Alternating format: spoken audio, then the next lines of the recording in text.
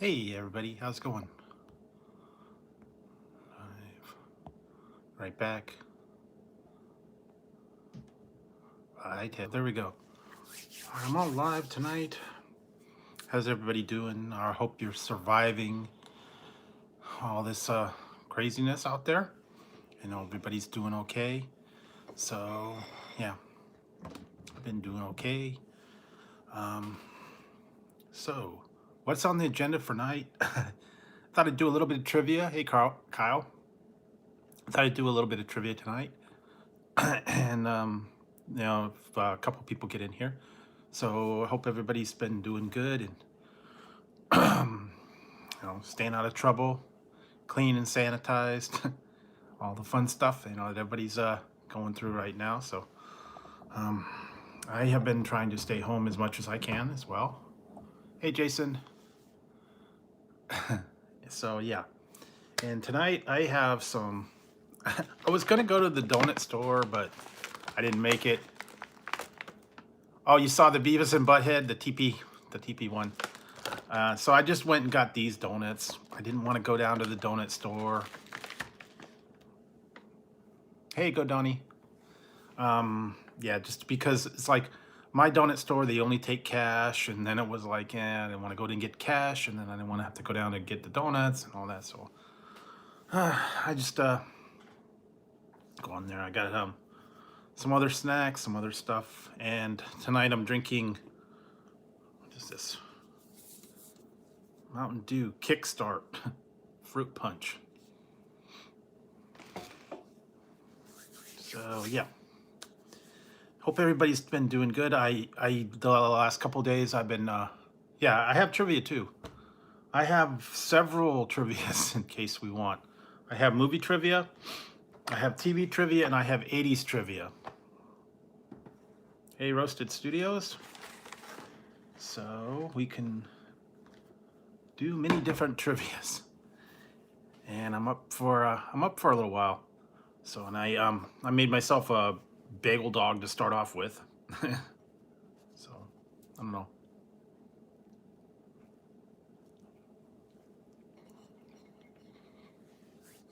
Okay, well. TV trivia.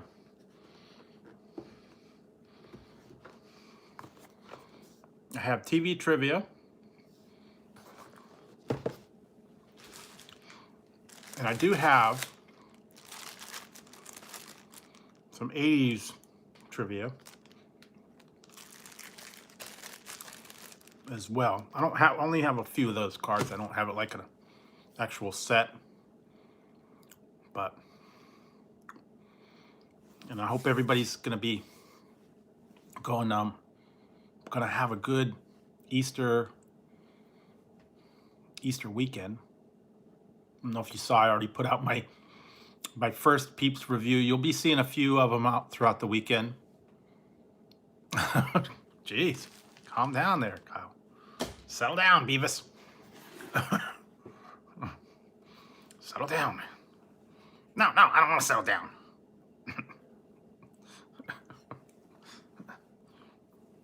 Why is it that I always have to settle down? I don't always want to settle down, man. You're always telling me to settle down. Maybe I don't want to settle down. I like getting riled up.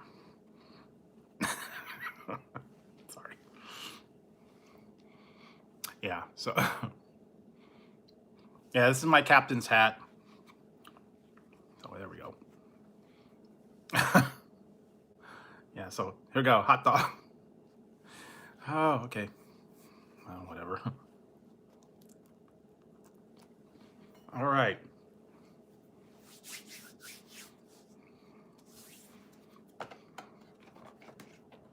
Get your thinking caps on, guys.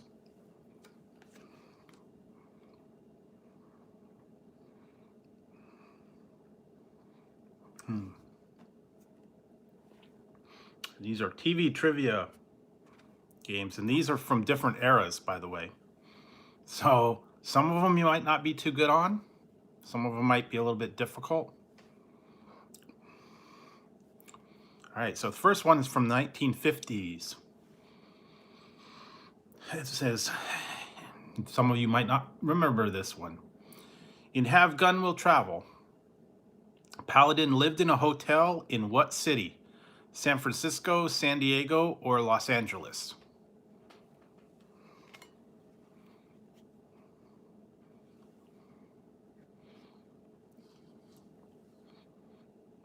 Nope.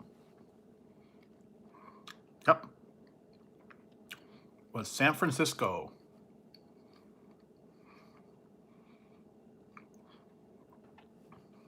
Hey, Gorilla Bear Tech. Yeah, so we're doing a little bit of trivia tonight. A little bit of snacking on the side.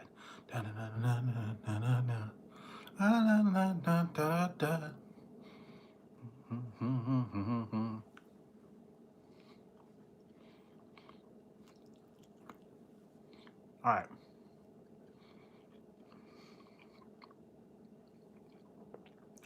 Who starred as Robin in Batman?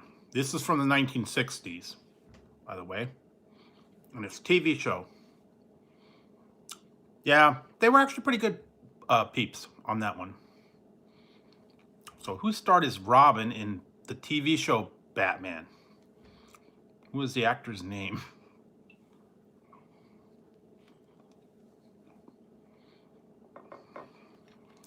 The old cartoon. Bam, pow, bang. Hey, crafting house.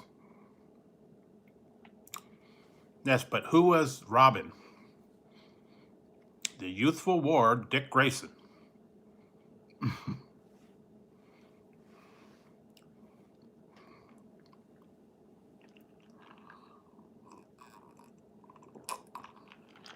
Youthful ward, Dick Grayson.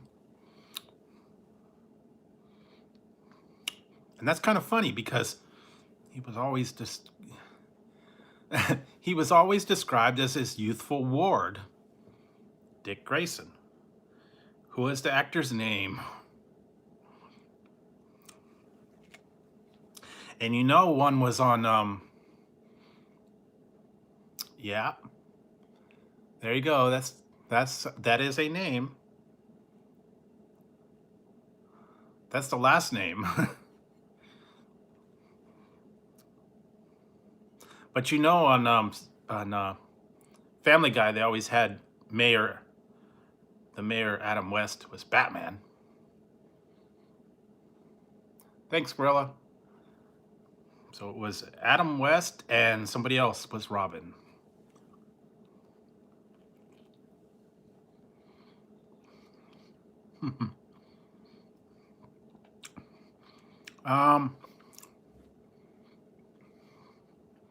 All right. Well, you already got the last name right. First name, it's the same from Smokey and the Bandit.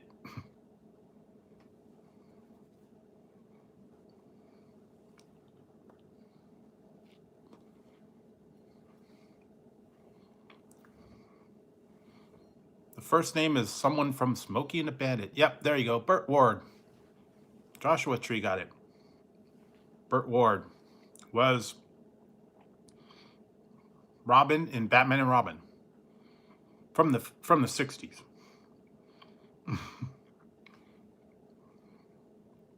Yeah, very good.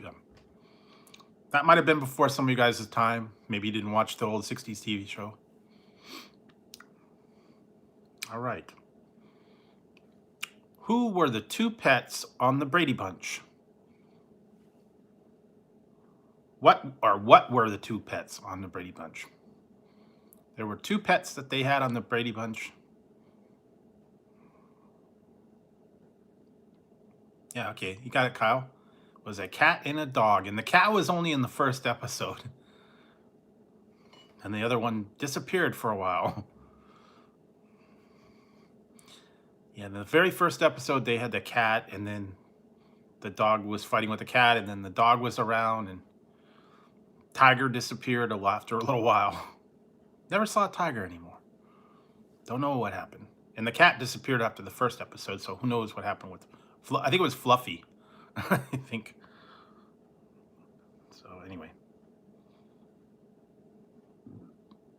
Oh, okay, here we go. This one's from the 80s. What Hollywood star found his start on Bosom Buddies? The TV show Bosom Buddies. Who got started on that show?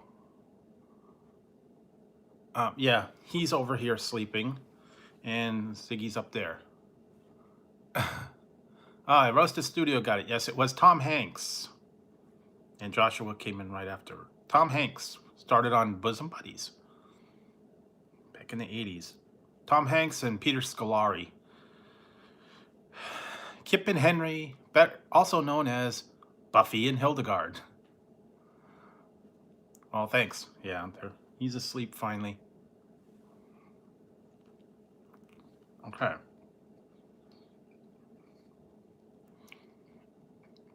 Some of you might know this one. This is from the 90s. Who played Dharma on Dharma and Greg? Who played Dharma on Dharma and Greg?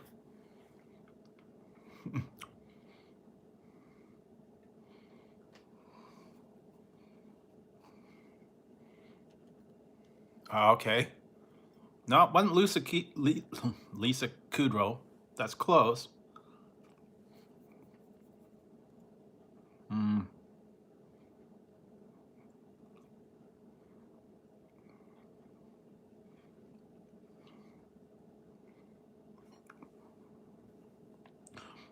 No, it wasn't Jennifer Aniston. I'll give you a hint. Her name sounds like it's in a fantasy novel. Yeah, there we go. Her last name sounds like it's from a fantasy novel or Lord of the Rings or something like that. That's her last name. Pointy ears. Hey, that will help. Sounds like she should have pointy ears.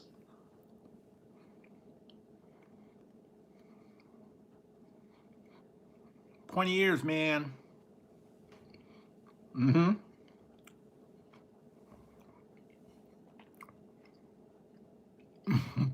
The plane, no.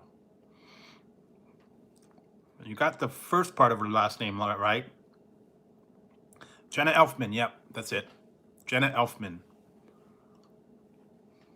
Played Dharma on Dharma and Greg. I never watched that show. And I just saw something on TV last night. I don't know if you guys ever watched Will and Grace, but they did an episode where Will and Grace dressed up like Lucy, and they redid the old Lucy shows. The part with the chocolate, the part with the grapes, the part with the Vita Vita Vegemin, all that. They redid all the classic Lucy sketches. I was eating a bagel dog,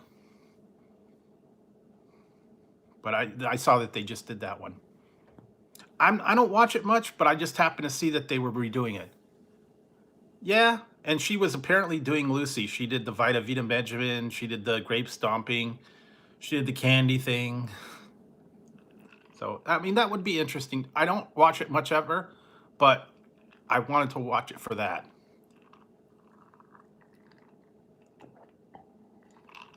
So, yeah. Deborah Messing. All right.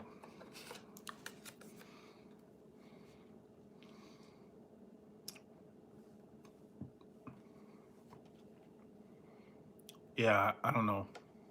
I never watch it much. Okay, this is back to the 50s. Paladin handed out a calling cards that read, what? Paladin, and it was the name of the show that Paladin starred in back from the 50s.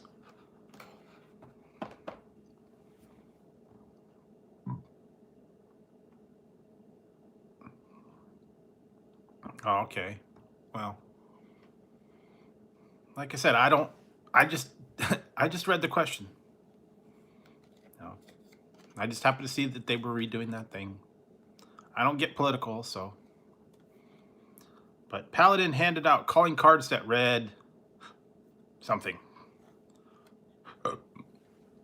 And if you ever watched the show, he had a chess piece that was a horse. He handed out a card, and it said something. That was the name of the show with Paladin in it.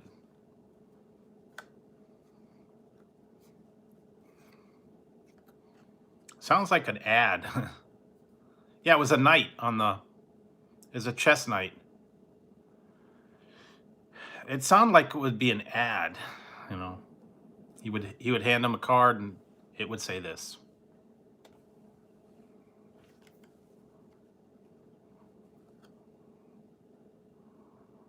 It's like a statement, kind of. Yeah, maybe that was too before you guys' time. All right.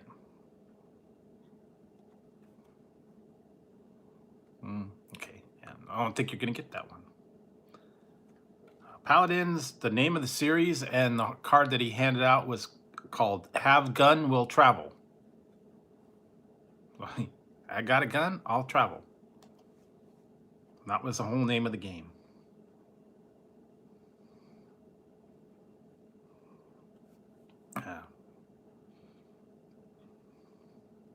All right, you'll get this one, guys. And bonus points for the last name. What was the housekeeper's name on the Brady Bunch? Bonus points for the last name. What was the housekeeper's name on the Brady Bunch?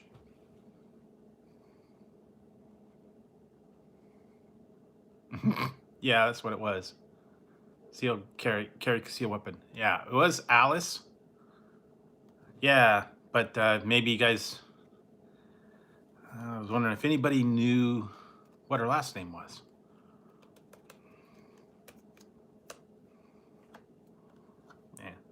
Yeah, it's Alice, but I was just trying to see if anybody might have known her last name. Dunglehopper, no. Oh, it was Alice. And her last name was Nelson. Alice Nelson.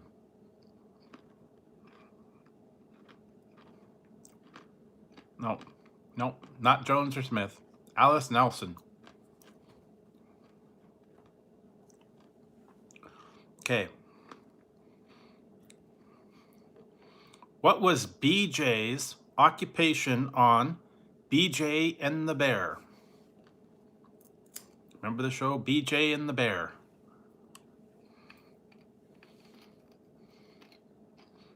From the 80s. Maybe you knew that? BJ and the Bear.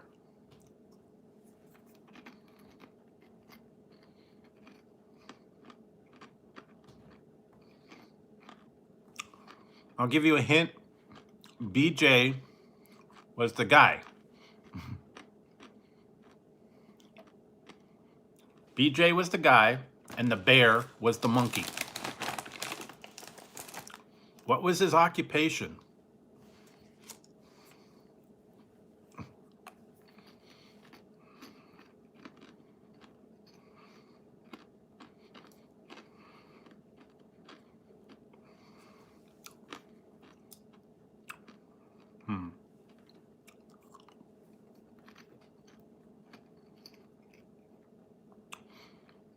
BJ and the Bear.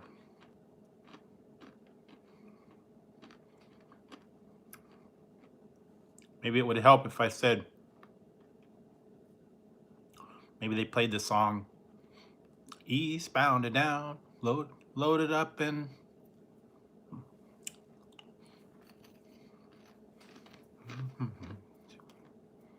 No, what an organ grinder. Convoy. We got a great big convoy. That wasn't smoky.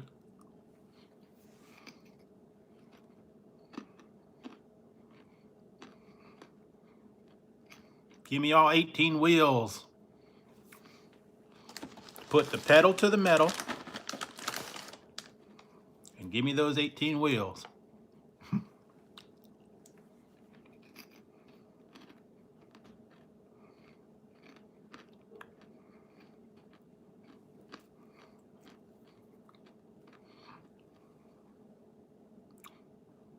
I got a smoky on my tail. Yep, there you go. Truck driver. BJ's occupation on BJ and the Bear was a trucker or a truck driver. He rode around with the monkey in the truck. Hey, hippie chick, thank you.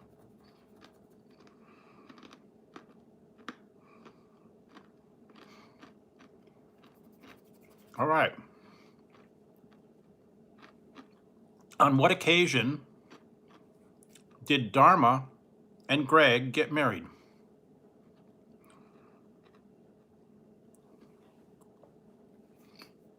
What occasion did Dharma and Greg get married? You had to be a fan of the show for this one.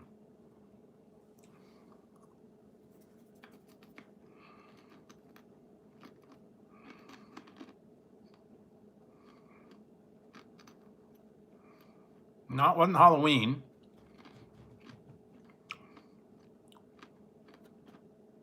And this occasion would only come around once. One time did they get married.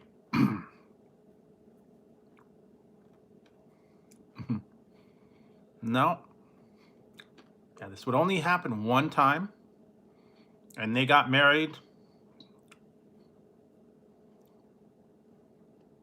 Oh, okay. That's okay. Takes a little while to get up. So, on what occasion did Dharma and Greg get married? Same thing with Bonaducci. Same thing happened with Danny Bonaducci.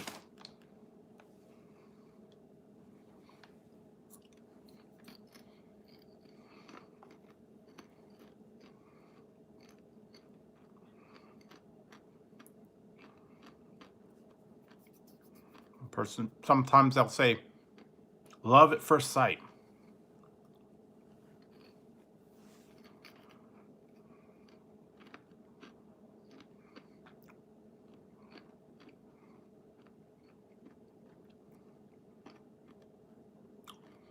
Love at first sight, and they ended up getting married.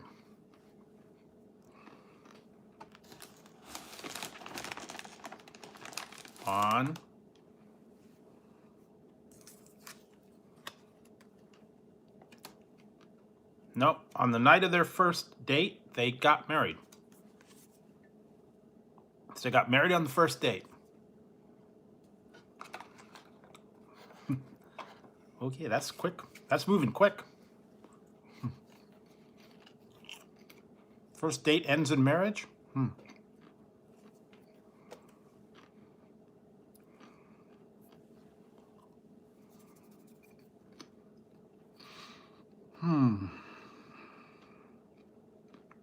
Wow, you get this one.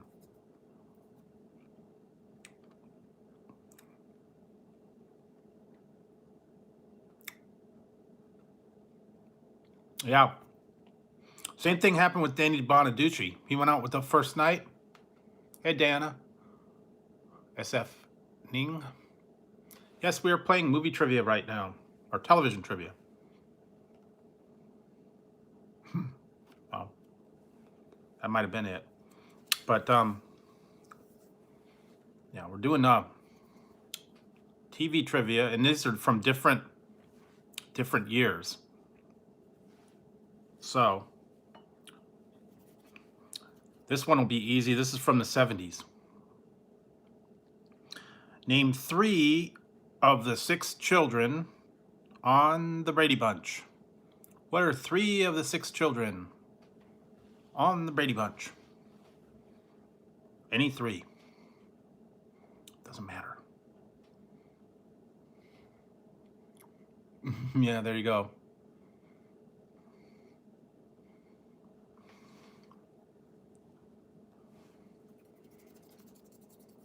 Yep, Greg, Marsha, Jan, Cindy, Bobby. Yeah, you got them all. Marsha, Jan, Cindy, Greg, Peter, and Bobby. Vicky.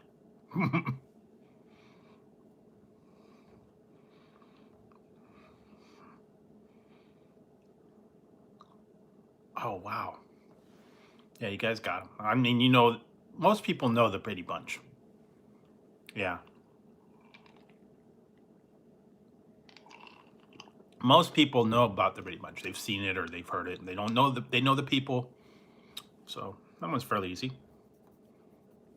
Wow. All right. This one's going to be different. I don't remember if I ever knew this one, but here we go.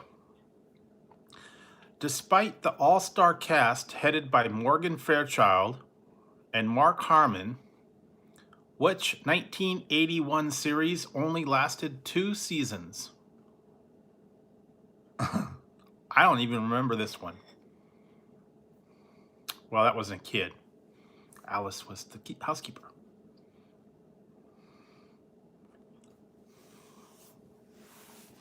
A 1981 series starring Morgan Fairchild and Mark Harmon. Only lasted 2 seasons. And I do not remember this one at all.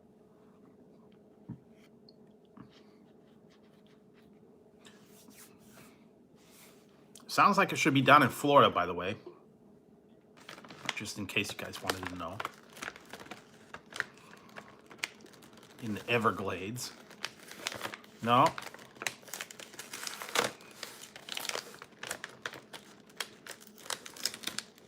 And maybe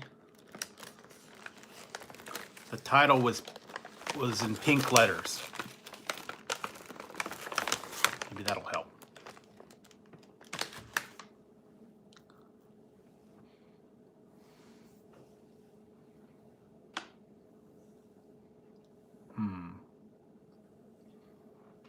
Mark Harmon and Morgan Fairchild. Something like it was in, sounds like it's in Florida, and it maybe had pink letters for the title. And maybe it stood on one leg. Now, it was not a doctor series. I don't think so. Yeah, Pink Flamingo, but that's part of it. No, not 2 Crocs, 1 Dog. No. Flamingo's part of it. Flamingo something. Ooh, yeah, there we go. Chocolate donut.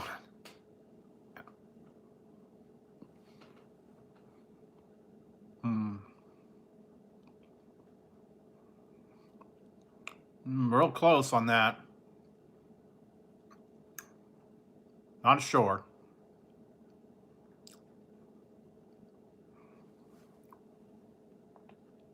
Nope. Nope. You're getting close, sort of. Nope. Nope. Nope, not Flamingo Waves.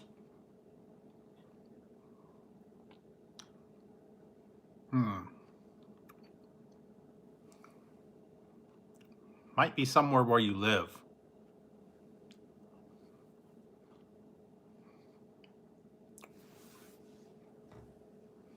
Yep, Flamingo Road.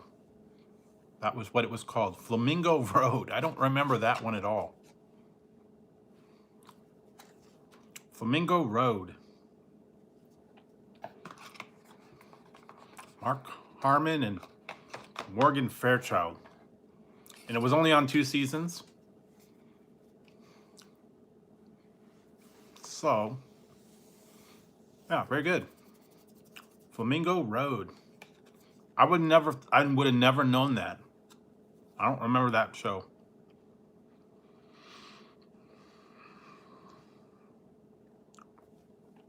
Okay, well then you guys are going to get this one because we already went over this. This was from the 60s again. Who starred as Bruce Wayne in Batman? Who was Bruce Wayne in the Batman TV show?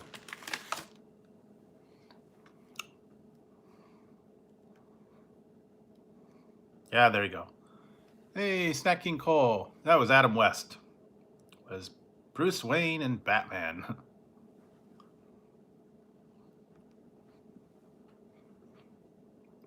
Yeah, good to see you, Snack King.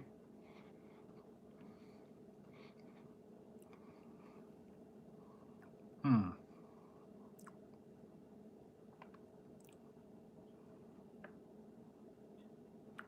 Yeah.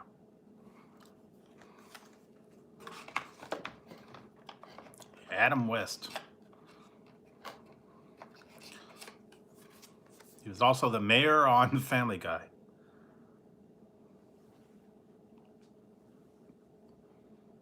Hmm.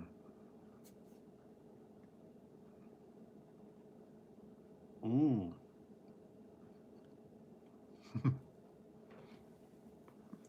Okay, here's a good one. Mm-hmm. Yeah. All right. This is TV, but it was a movie before it was a TV show. Alien Nation appeared in 1989 on what TV network? What TV network had the television show Alien Nation? That was actually a good show.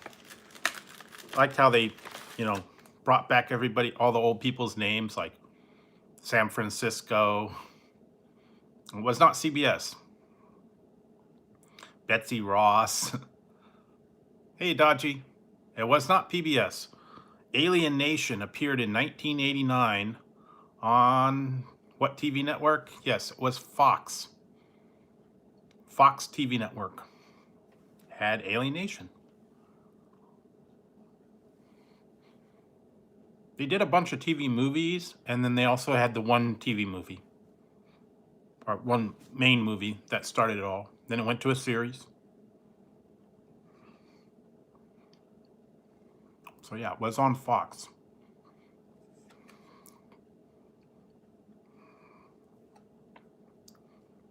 Yep. X-Files, yeah.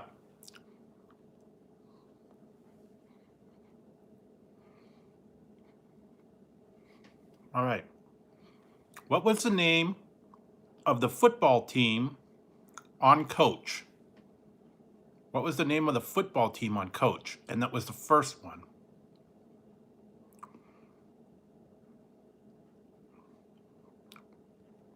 Later, he did coach a different football team, but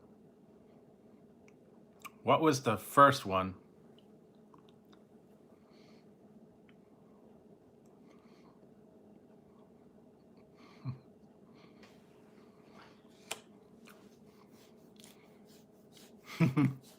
Nope, not the Raiders. Nope. They had Dauber and Luther were the assistant coaches, and he was the head coach of, I believe it was Minnesota.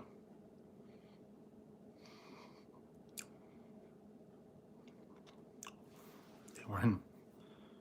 Hey, Donna Hill. No, it was not Sharks. Mm-mm.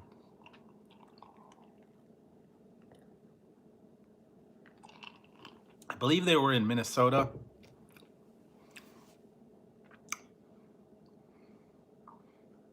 No, it wasn't the Falcons, but you're on the right track.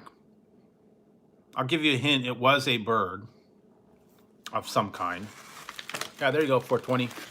It was the Screaming Eagles.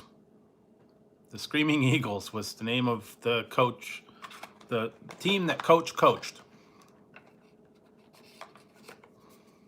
Yes, Screaming Eagles. Then later they moved to Florida, and it was the Orlando breakers, I believe.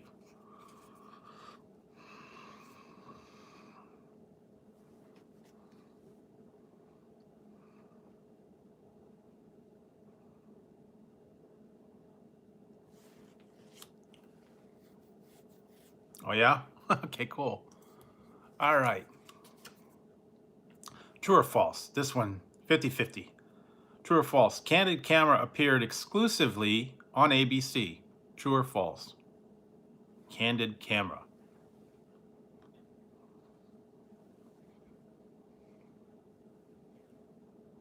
Hmm. That was false. It appeared on CBS and NBC. So it's been on all three networks. I believe it was like the new Candid camera. Ooh.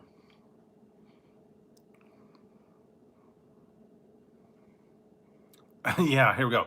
Oh, now this one, only a true fan will know this one. Oh.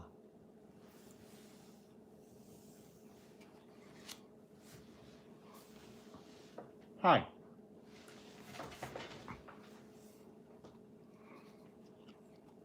Cool. All right.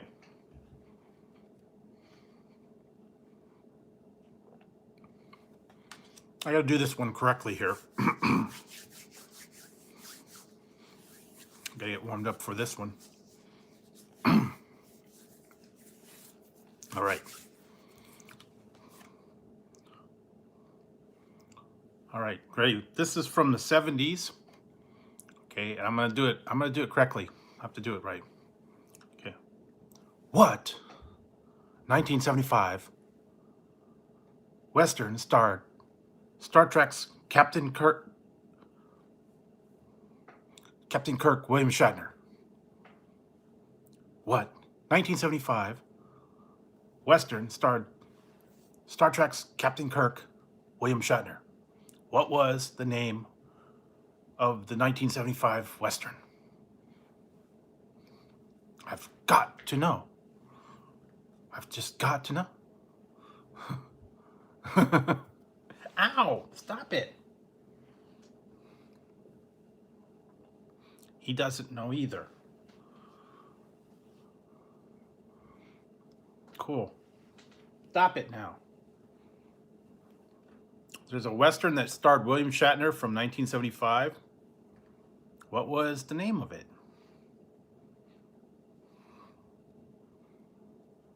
Yep, he did. Yeah, 1975. No, it was not Bonanza. No. No.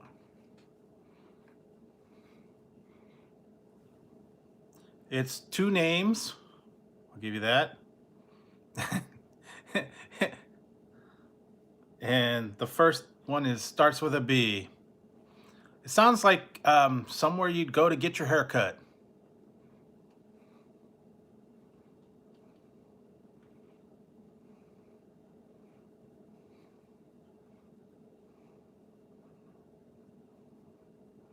TV Western starring William Shatner. It sounds like somewhere where you would go. Close. It's not barber shop, but that's sort of what the title is.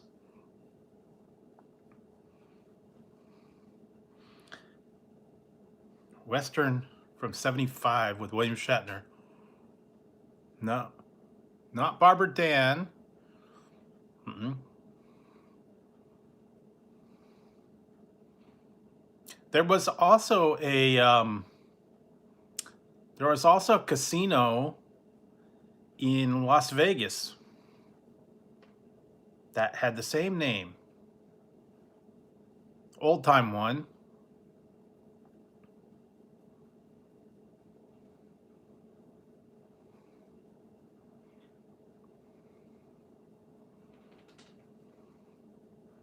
Probably like back from the 60s and stuff like that. No, not White Comanche. No.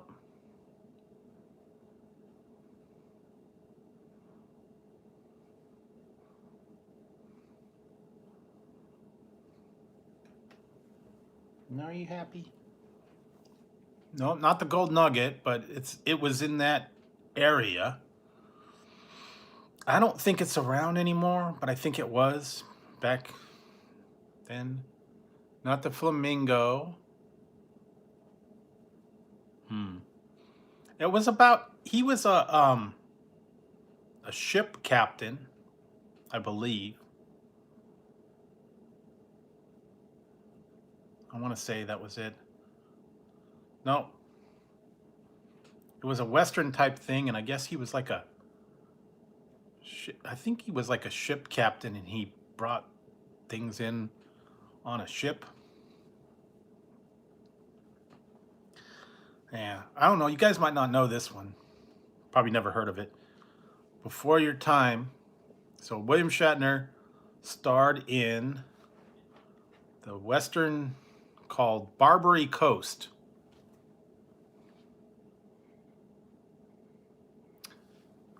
Yeah, it was Barbary Coast was the name of the Western that he starred in '75. I don't know that it was on all that long. Wasn't probably very yeah, I was gonna say you guys probably didn't know that one. All right. Switching gears. 1980s. Might be a little more familiar. On what show did Jerry Seinfeld and Ted Danson make periodic appearances on? And I will tell you, it's not their shows. It was not their shows. It was somebody else's show that they would appear on periodically, and the show was a spin-off from another one. Nope, not Johnny Carson. And it wasn't Cheers. Nope. It wasn't their own show or anyone they were in.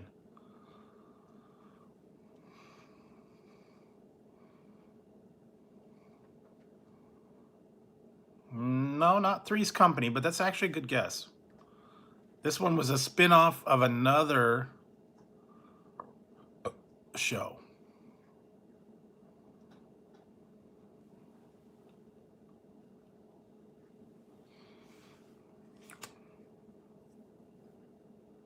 No, not close, but close though. You're kind of getting there.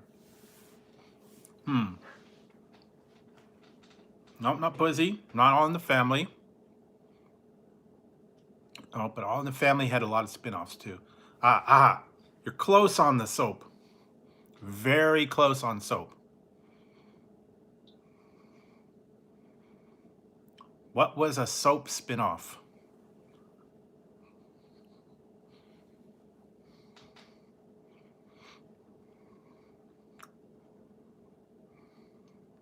Nope. Nope. There was a spin-off from soap.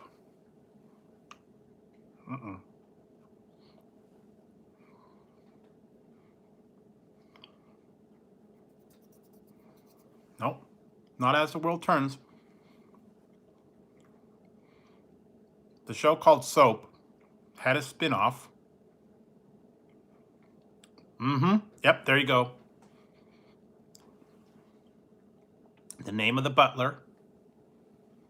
What was the name of the butler?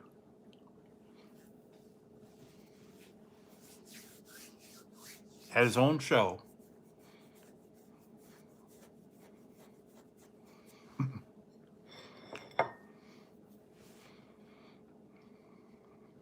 Benson, yes. There you go.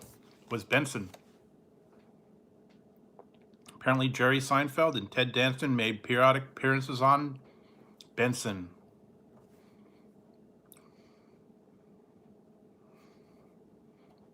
There you go. All right. Who played the assistant coach on Coach? Who is the actor? played the assistant coach, and I will tell you, his name was Luther on Coach. He was quite stupid. And he died not too long ago, a couple years back. And he was someone famous, someone's brother that's famous.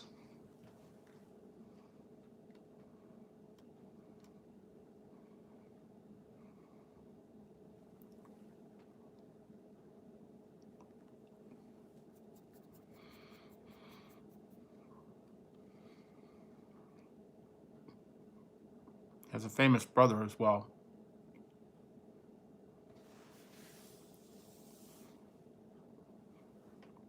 That had his own name show. Oh. He had a sitcom named after him.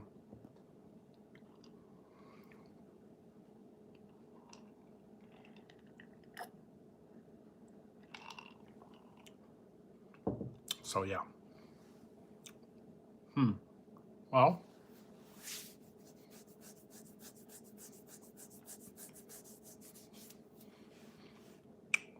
famous guy had a brother, famous brother, his own comedy show named after him.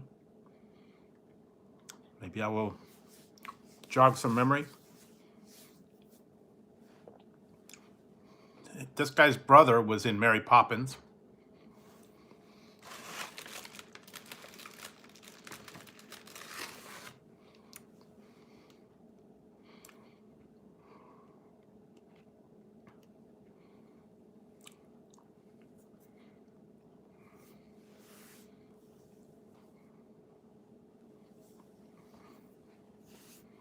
And he was in a show. His boss was Alan Brady.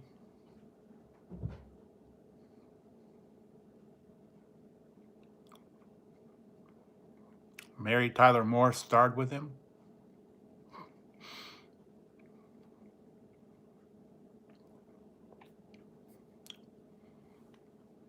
Wow.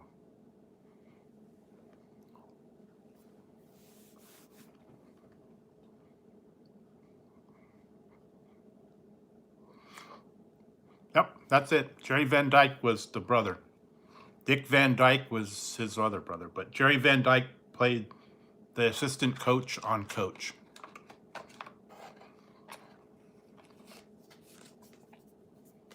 Dick Van Dyke was his brother.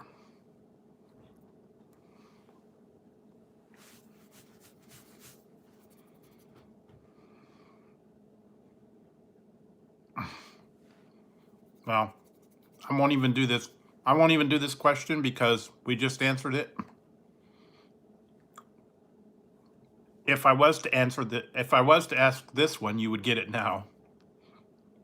It said, what actor, brother of Dick Van Dyke, played Dave Crabtree in My Mother the Car?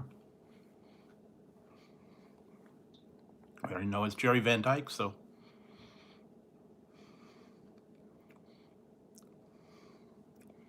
All right. From the 70s. Who is, let's see if I could, let's see.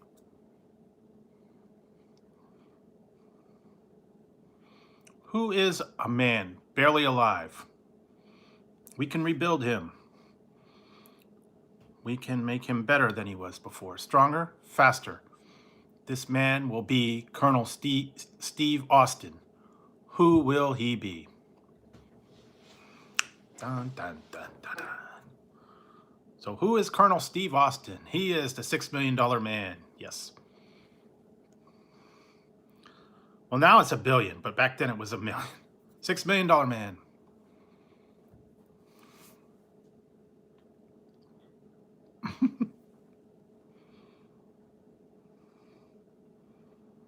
All right. Inga Swenson played the role of what housekeeper on Benson?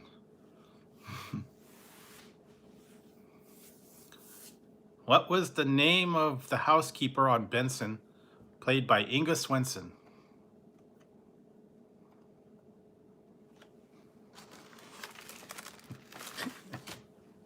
Yikes. Well, let's see. Yeah, well, Swedish name.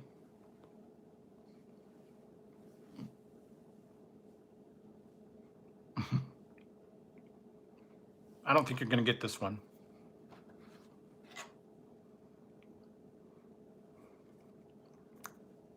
Not Hazel. Not Inga. She might be called Greedy. Maybe she was called Greedy.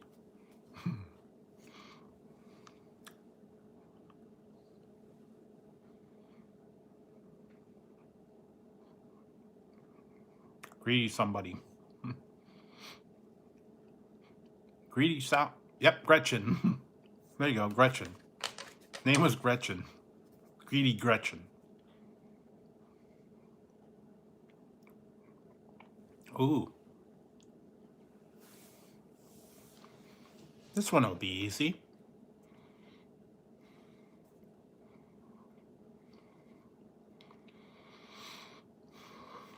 What occupation did the bionic woman have before her accident?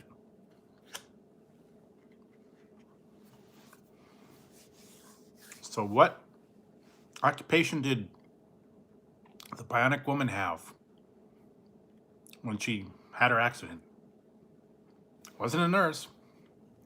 Oh.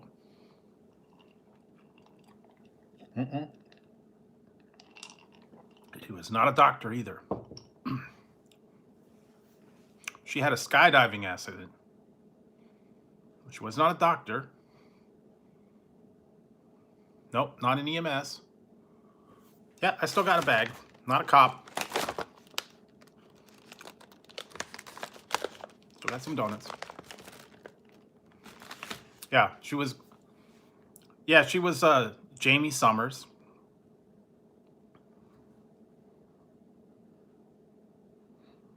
Actually, you know what? There could be another one that they didn't put in here. If I remember right. But what did she do before she had the accident? She was not a pilot.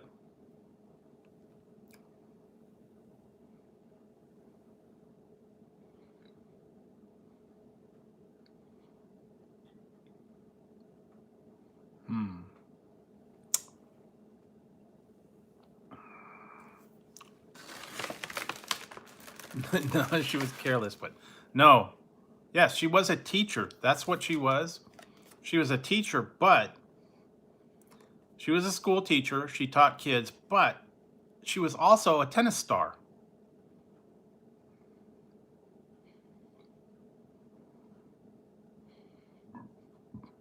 So I guess that could have been in there too. But yeah, she was a school teacher. Taught, I think, high school or grade school or something. I don't know what grade she taught.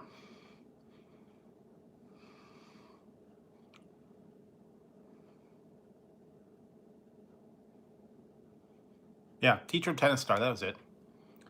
Here's another one on this one. What parts of the bionic woman were bionic?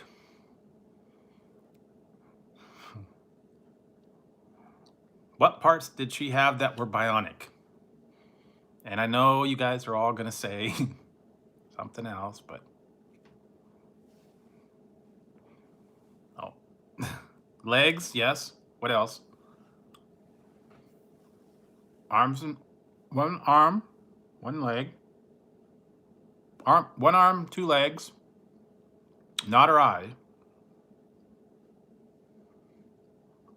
Wasn't her brain. It was her ear. Yep. Both legs, right arm and right ear.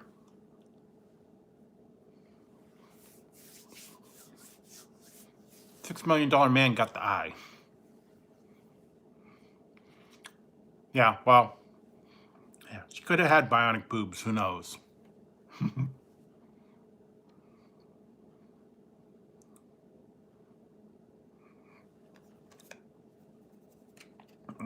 Okay, I'll throw this one in. I don't know if you know this one or not. I never watched this one because it was for girls. What was Blossom's father's occupation?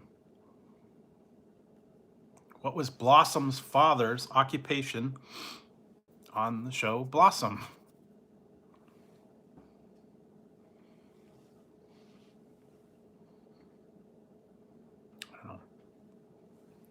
I don't think I ever watched that one. Blossom. Nope, he wasn't a doctor. Nope. I had that. No, it wasn't a principal. Yeah, she was the one in Big Bang Theory, but this was way back when. Um, in the 90s.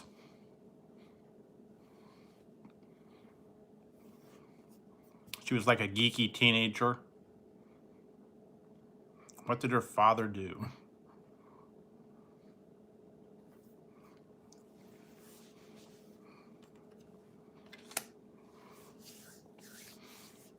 Yeah, big flower hat. And nope, not neurology, not please. Who is your daddy and what does he do? Not a writer, but it's pretty close. Might have been a writer of something.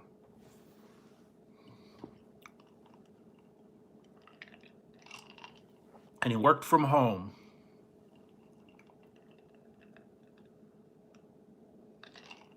Wasn't a columnist. Wasn't a publisher. Wasn't an editor.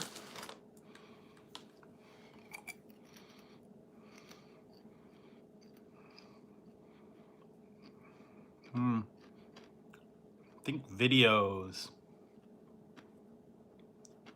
Songs.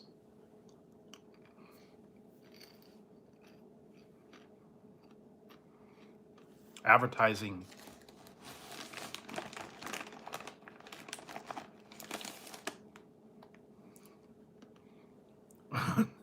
No, not a director. Nope. Not a consultant.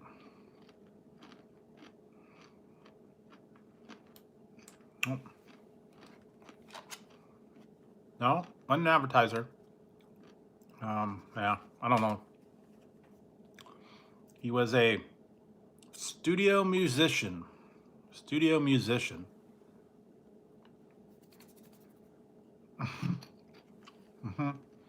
He was a corn star. That's just it.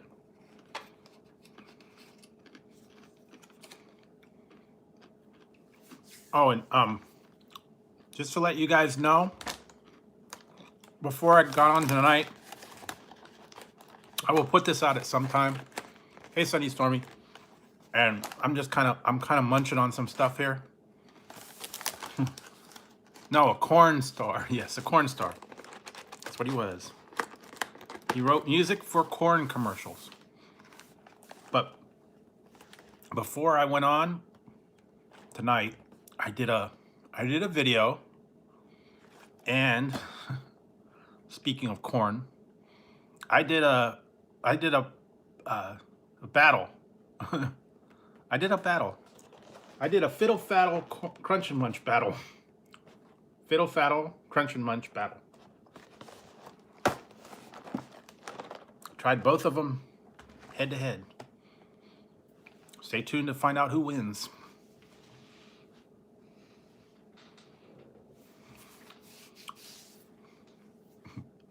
Fiddle faddle and crunch and munch. Well, you'll have to find out. They're both good.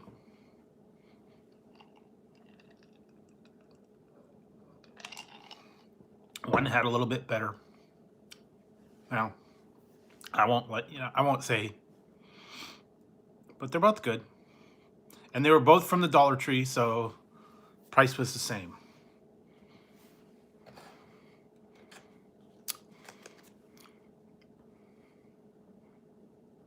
Yeah, that's pretty much it. But anyway, that was.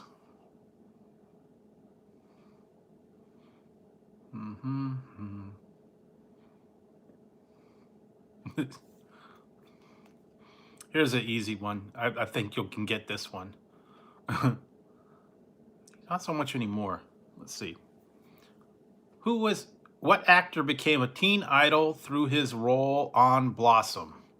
Whoa. Whoa.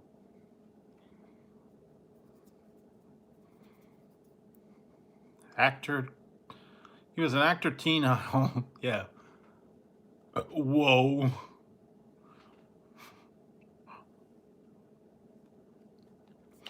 Yeah, you got the first name right. Whoa. Now he's bald.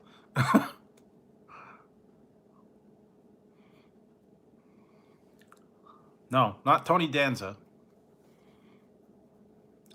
He already said the first name, Joey. Joey who? He was also on Give Me a Break. Long time ago. When he was a little kid.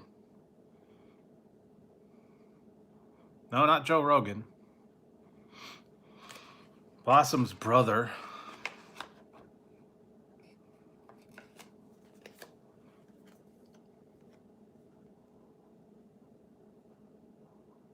Okay, well, go ahead and shoot.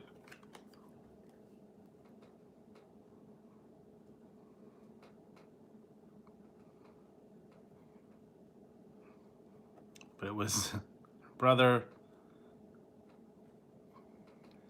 Okay, is Joe? He already got the first name. I'll give it Joey Lawrence. Whoa. Joey Lawrence. Whoa. Whoa.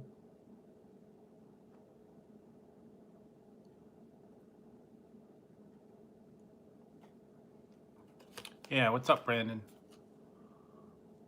We're waiting. We're waiting.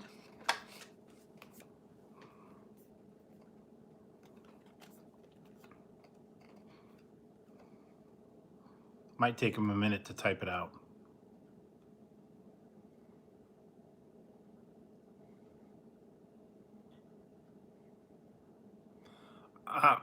I don't know. I don't know how Twitter works, or if they. I don't know. It could mean anything.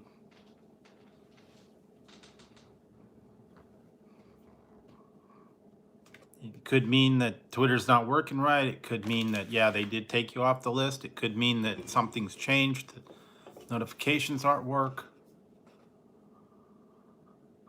I don't really know. That'd be a question for Twitter. I don't know how.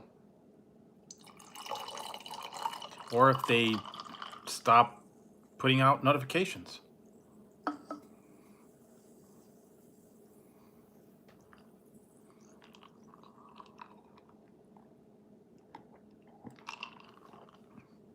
Could be a lot of things.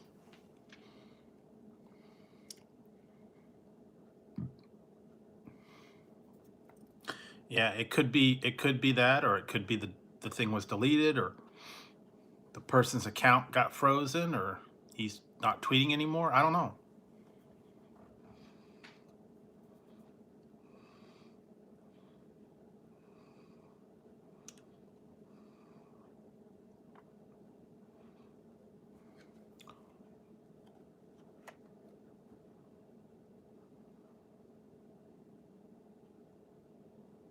Wow. These are tough, man. I think I'm gonna actually switch over, because these are getting into shows that I don't think many people need. No. Oh, no Fruit Loops for me, but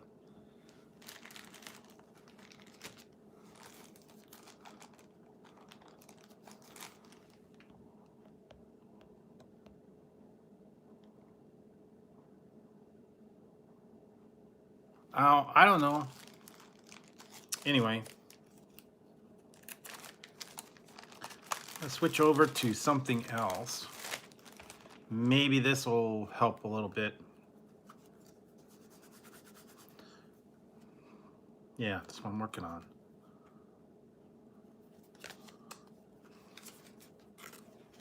All right, switching over to 80s trivia.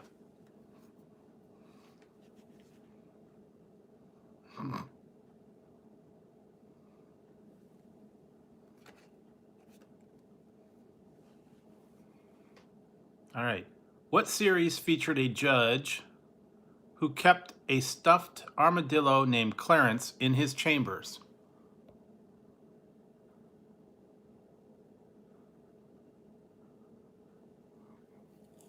So, what series featured a judge who kept a stuffed armadillo named Clarence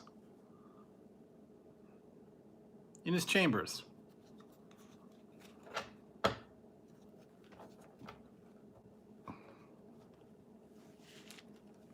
Yes, it was Night Court. Harry was always talking about, you did something to Clarence. Yeah. All right. So, yeah, Clarence was on Night Court. Harry.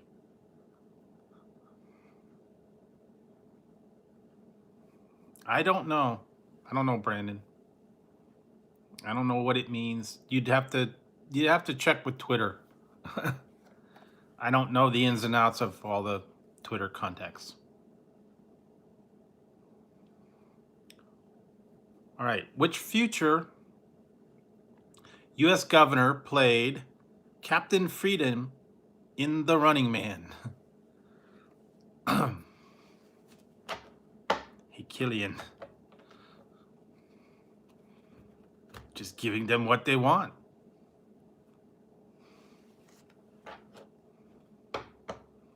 So what future U.S. governor played Captain Freedom on The Running Man? No, Richard Dawson was Killian. He was not Captain Freedom.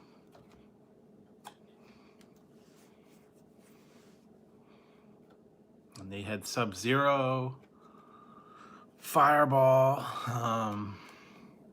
Captain Freedom, Dynamo, and Buzzsaw. Yeah, it was Jesse Ventura was Captain Freedom. So yeah, there you go. Arnold was Ben Richards. The Butcher of Bakersfield.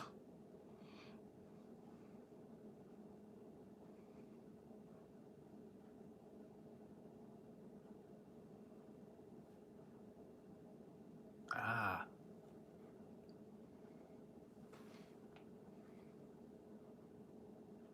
There you go.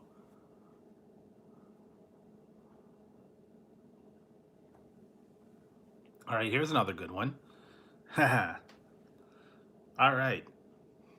What singer, born Richard Louis Springthorpe, dented pop charts with hits like Don't Talk to Strangers and Affair of the Heart? Richard Louis Springthorpe.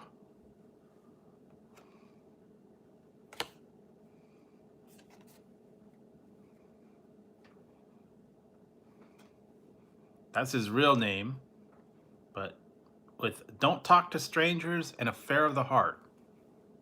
What was his singing name?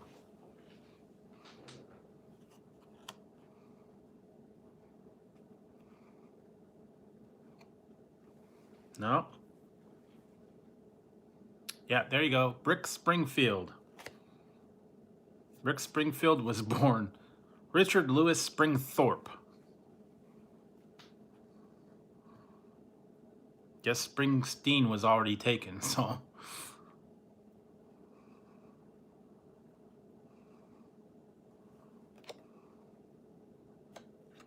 Another one.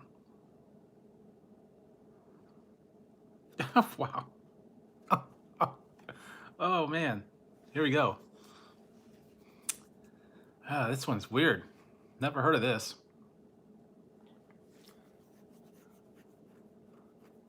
Sorry about that, man. That's messed up. That happened to Mickey, too. Yeah. Okay. Whose bachelor party did Princess Diana try to crash in 1986 dressed as a policewoman? Bachelor party in 1986 dressed as a policewoman. Whose bachelor party?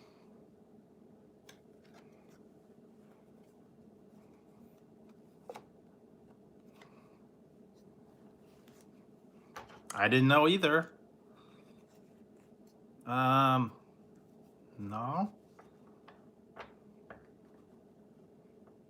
No, wasn't her husband.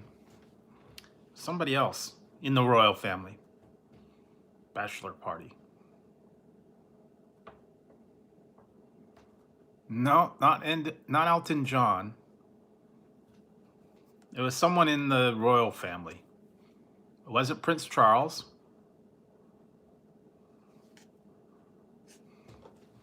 But it was a prince. There's only a couple. Yeah, it was Prince Andrew.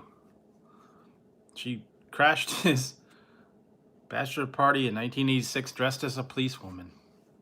Or tried to crash it anyways. I never heard of that.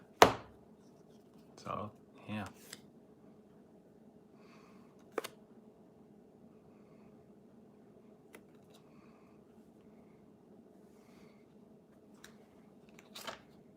Yeah, good job. All right. What 1986 movie centered on punks named John Simon Ritchie and Nancy Spugden? Oh boy, I can't say those names. 1986 on punks named John Simon Ritchie and Nancy Spugden. No. 1986 movie.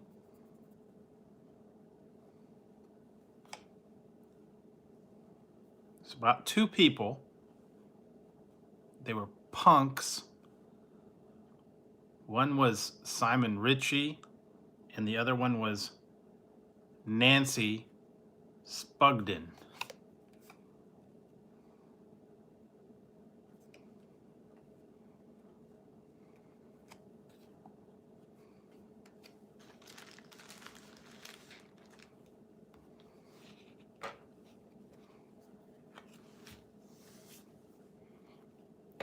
And the other guy, the Simon Ritchie. Yeah, there we go. I was going to say he's very vicious. Sid and Nancy. That's it. I was going to say he was very vicious. Sid Vicious.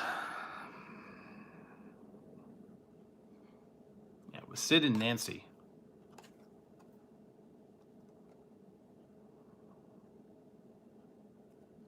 Okay.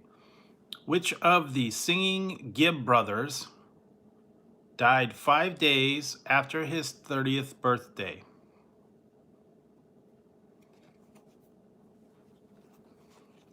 Five days after his 30th birthday. Which of the Gibb brothers? Yes, it was Andy Gibb. Died 5 days after his 30th birthday. It's kind of sad.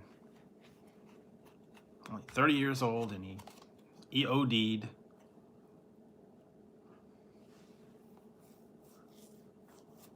What the heck?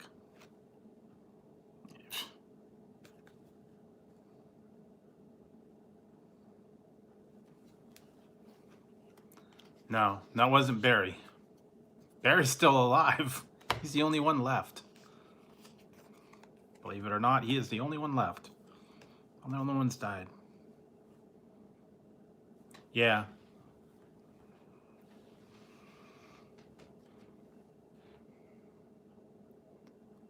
Well, that's true, yeah.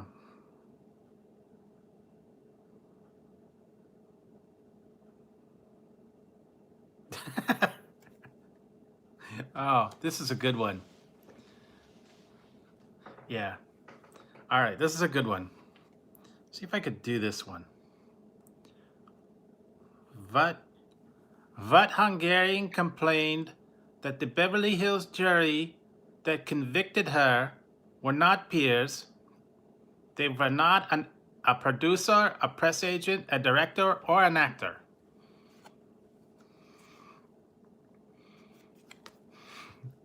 Darling.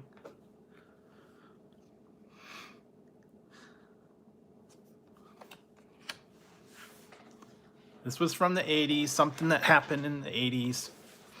And there was a Hungarian actress that got convicted. She got sent to jail. And she complained that the Beverly Hills jury, no, not Ava, it's the other one, Darling. She slapped a cop. It was her sister. Yeah, okay, I'll take it. Yeah, it's Cha-Cha, whatever. Yeah, close enough. It was Zsa Gabor. Zsa, darling. I slapped the cop.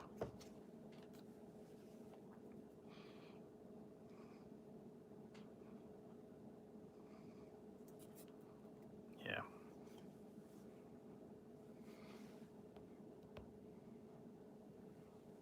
Yeah, that was it.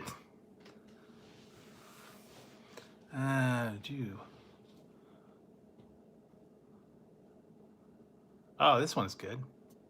It says, what Billy Joel #1 song? What Billy Joel #1 single advised, don't waste your money on a new set of speakers. You get more mileage from a cheap pair of sneakers.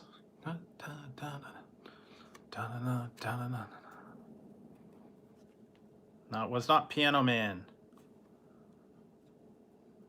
Don't waste your money on a new set of speakers. You get more mileage from a cheap pair of sneakers.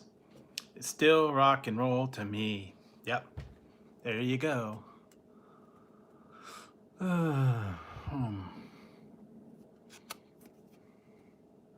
Shoe radio.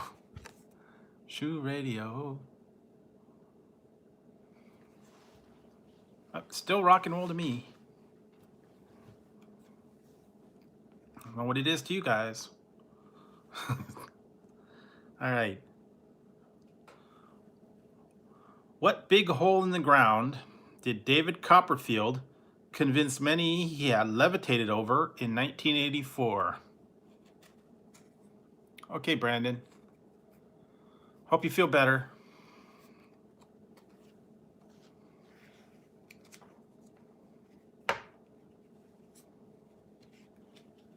Yes, it was the Grand Canyon that he levitated over 1984.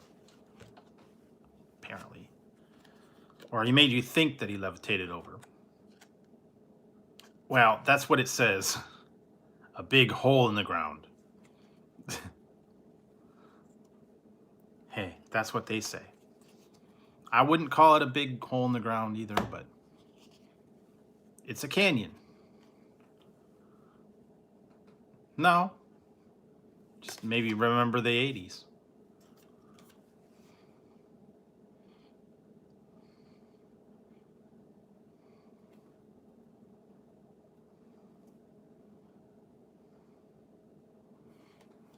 All right.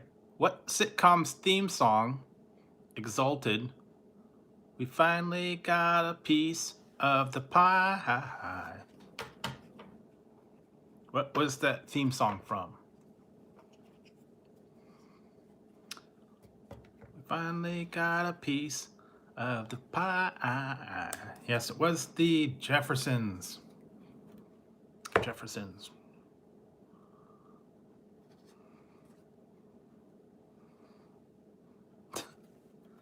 Moving on up.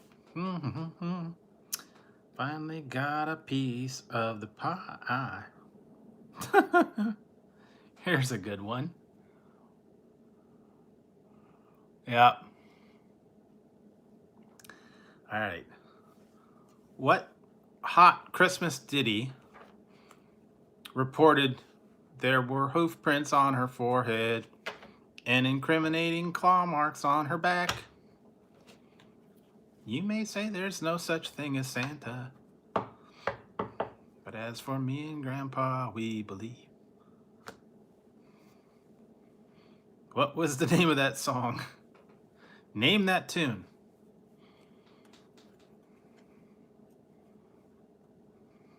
Grandma got run over by a reindeer walking home from our house Christmas Eve. You may say there's no such thing as Santa.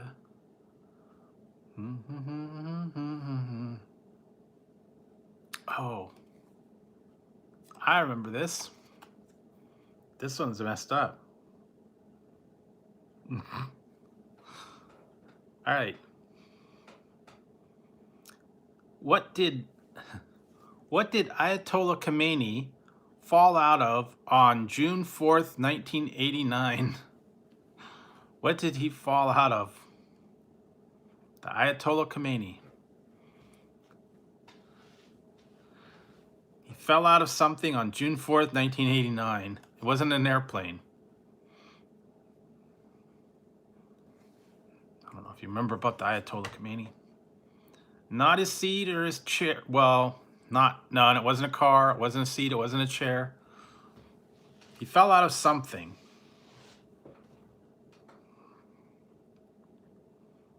He fell out of something.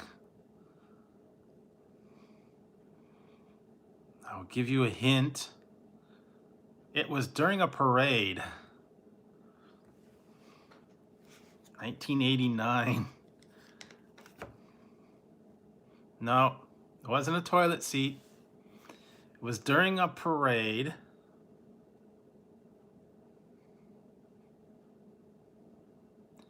No, not a float. It was something on a float.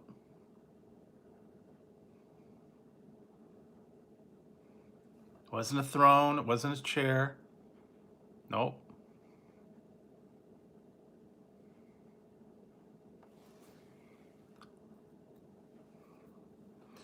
Yeah, okay. By then, yeah, his reign was over, and he fell out of something. No, not a ladder. He fell out of something for the last time.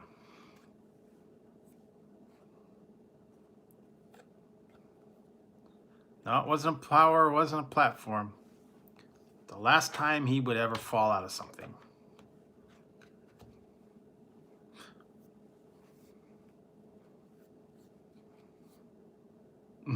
I remember this.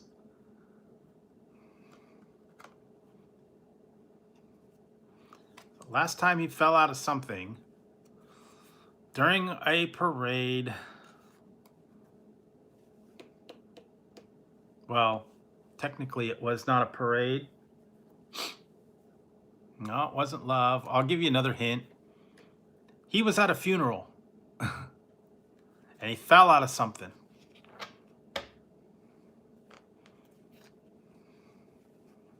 They were having a parade. Yes, he fell out of a casket.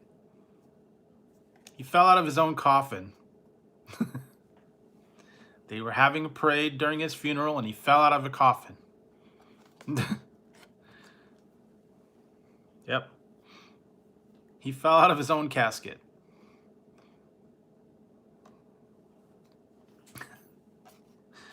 I kind of remember that. They had him on display, and he fell out. Like, okay.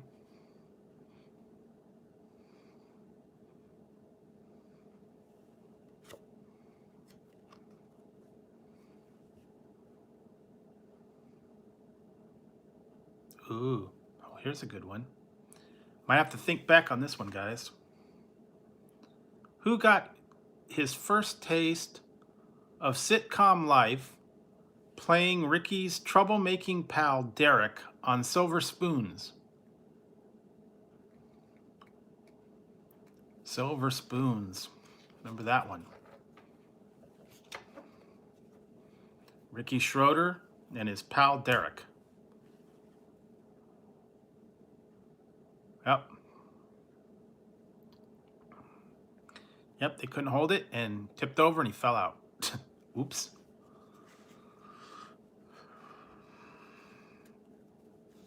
Yeah, I remember it too. I don't know if I saw it, I just remember hearing about it. But who got a taste of the sitcom life playing Ricky's troublemaking pal Derek on silver spoons? He's been in several movies. No, it wasn't Dustin Diamond. He's been in a lot of movies.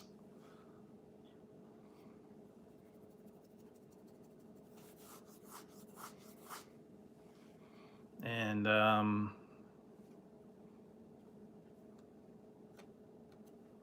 let's see, movies. I think he's been in a few series too. He was another one. He was in another one that was only on for a minute, called "It's Your Move." Hey, Lady of the Lake. No, Ayatollah Khomeini was the one who fell out of his own casket. And who got a first taste of sitcom life playing Ricky's troublemaking pal Derek on silver spoons?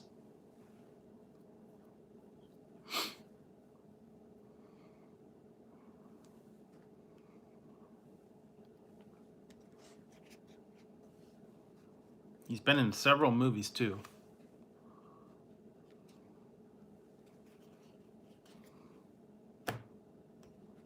Bunch of movies.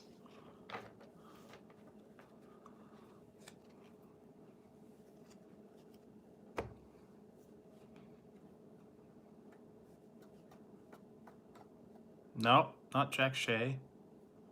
He has a famous sister that was an actress too. And she was an actress on Family Ties. Maybe that'll clear it up.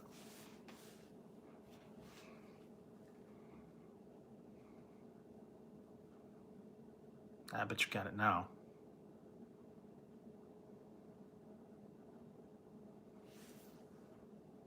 Yep, Jason Bateman. Jason Bateman played Derek. Yeah, and his sister is Justine Bateman. Yep.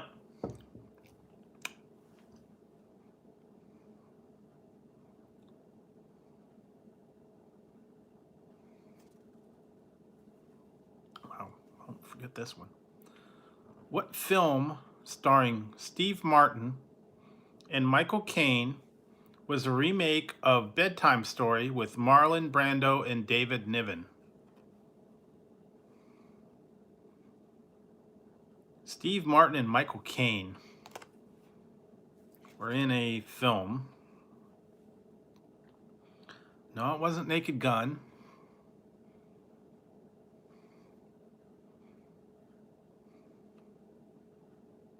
Don't remember too much about it. I think I saw it, but it was David Niven and Marlon Brando were in the original one called Bedtime Story, but Steve Martin and Michael Caine did a remake, and it was called something else. No, it wasn't The Jerk. I think they were like con men.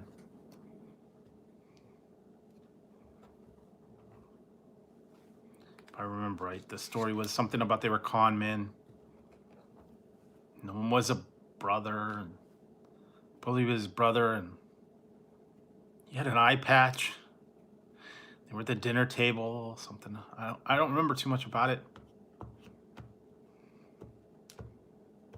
I think I only saw it like a couple times. Came out in the late 80s. No, not Pink Panther. No.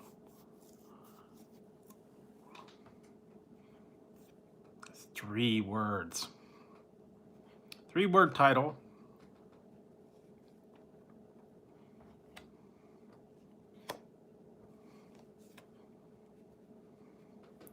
Yeah, no, the two actors working together, but they were also bad.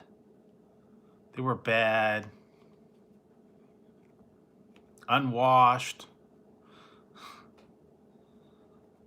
Nope, they were bad, unwashed, and spoiled.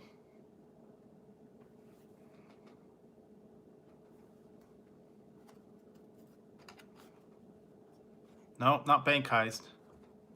They were unwashed, yes. Spoiled. Yep, Dirty Rotten Scoundrels. That's what it was called. Dirty Rotten Scoundrels. Yep. Unwashed. Unwashed. Yes, Dirty Rotten Scoundrels.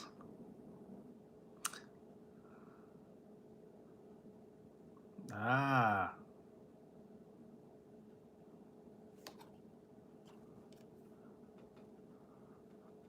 Okay, here's another one. Do you guys know Spanish? If you guys know Spanish, you'll know this one.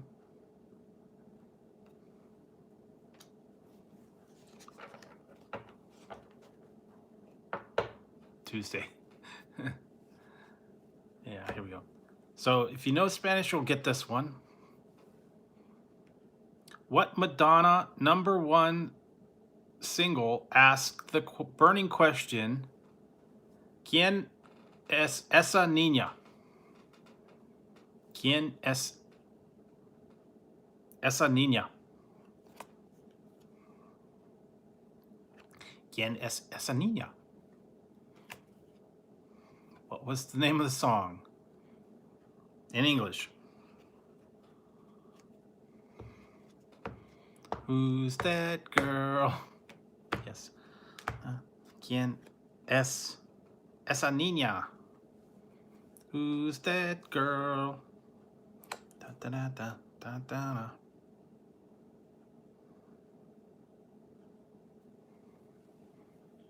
Yeah. Oh, man.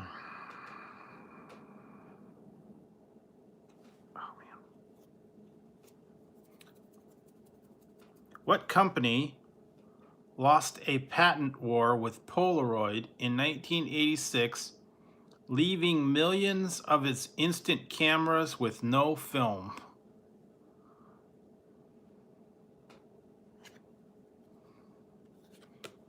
Yeah, it was Kodak. Guess they had a patent war with the film.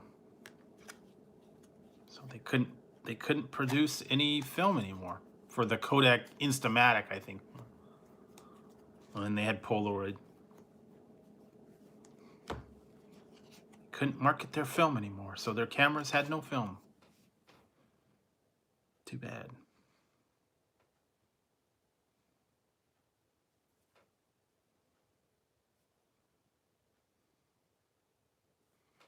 Ooh, okay. Who hosted the most Oscar telecasts in the 1980s? Who hosted the most Oscars in the 1980s?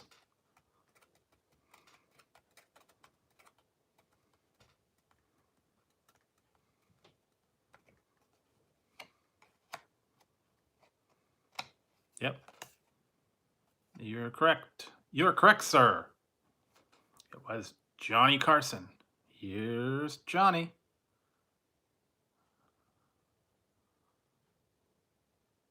Oh. You'll probably get this one. I should watch this one again, too. All right. Who won a Razzie Award as Worst New Star for performances in Red Sonja and Rocky IV?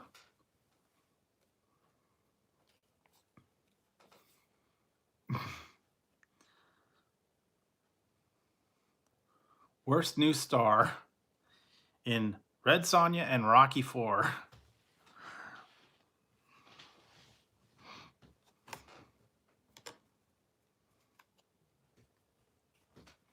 Nope, not Sylvester Stallone. It wasn't Dolph Lundgren.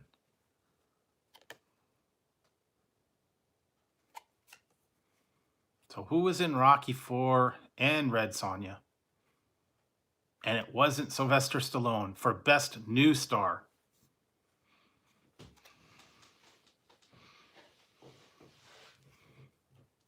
Who was Red Sonja?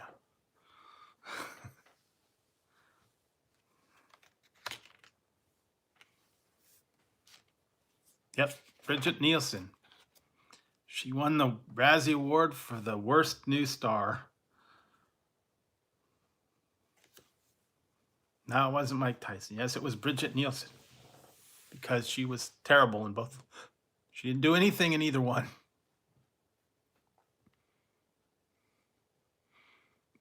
No, Don King, no. Wasn't him. Oh, I know this one. You'll know this one. What Billy Joel opus listed 121 significant people, places, and events from the previous 4 decades?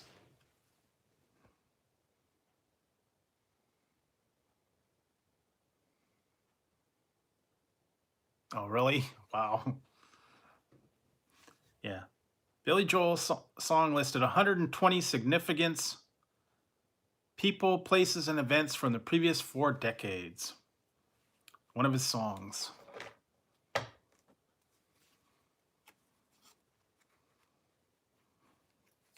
It was basically just a list of events. No, it wasn't Uptown Girl. We didn't start the fire. Da, da, da, da, da, da, da, da, da. No, we didn't start the fire. You just started listing off names. Names and events. Berlin, Bay of Pigs invasion. Da, da, da, da. We didn't start the fire. Yep, that's it.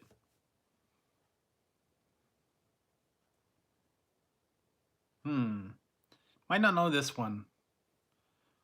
All right, which U.S. athlete took home more gold from the 1980 Winter Olympics than Finland, Norway, Switzerland, and the Netherlands combined?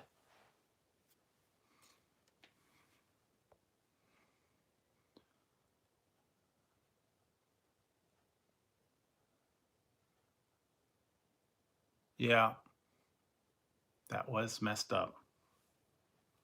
It wasn't Bruce Jenner. No, it wasn't Bruce Jenner. Which U.S. athlete took home more gold from the 1980 Winter Olympic Games than Finland, Norway, Switzerland, and the Netherlands combined? So back in 1980, there was someone from the Winter Olympics that took home more gold than all those countries combined. And I will give you a hint. He was a skater.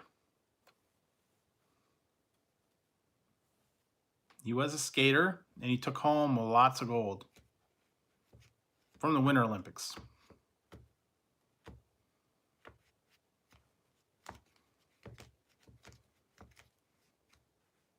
No, no, no, no, not Carl, not Mark, no.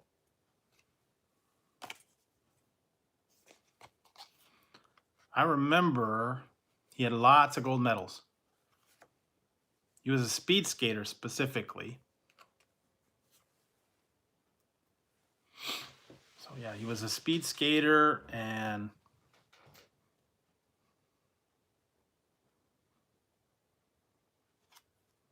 yeah, I don't know. You guys might not remember his name. I kind of remember. It kind of stuck in my mind when I remembered it. But it was 1980, so, you know, a while back.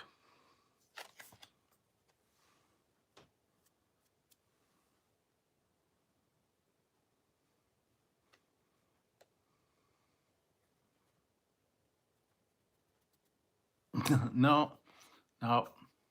Yeah, no. You might not get this one, guys. Okay, it was Eric Heiden. Eric Heiden was the one that won all the gold medals in the Winter Games of 1980. You guys wouldn't remember him.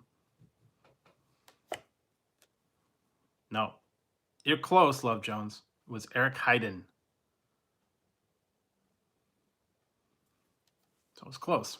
Yeah, you guys might not never get. I mean, it was kind of before your guys' time, and unless you're an old fogey like me, you might not remember it.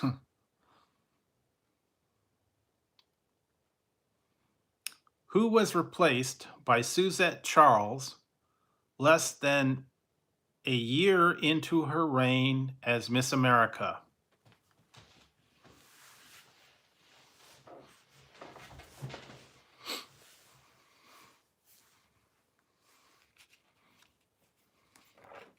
I believe it was 1984.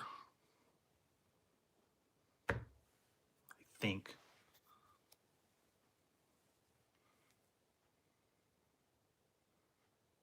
Oh, okay. I'll try to talk loud, but I don't know. You can't hear it because the speaker's over there. But who replaced Suzette Charles less than a year into her reign as Miss America? Yes, it was Vanessa Williams. Vanessa Williams had the Miss America scandal where she had to resign because they had pictures of her.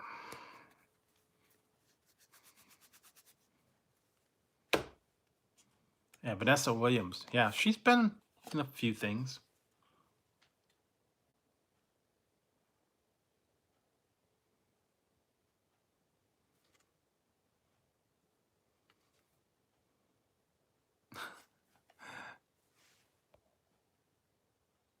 Oh, okay. All right. I'll be trying to. I'll just talk normal. Okay. Cornholio. Yes. Whose vault blasted open by Geraldo before a Live Nation TV audience yielded 2 gin bottles?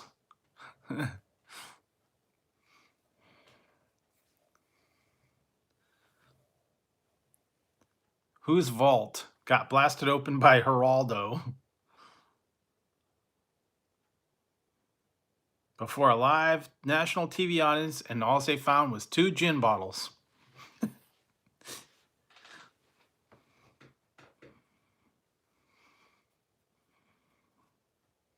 Yep, it was Al Capone's vault.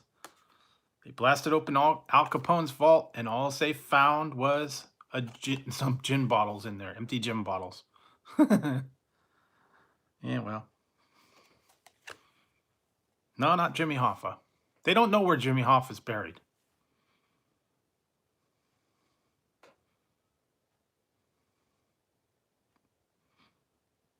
Wow.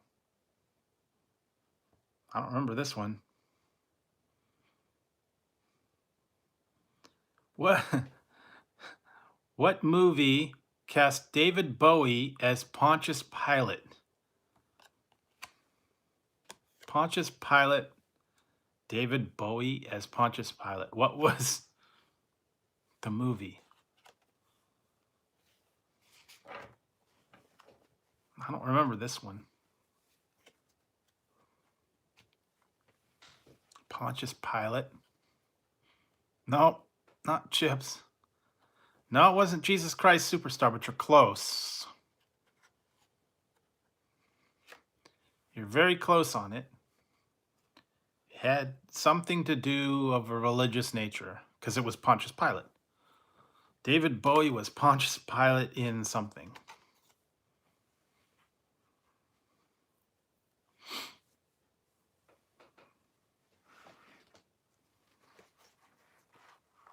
No, not Passion of the Christ.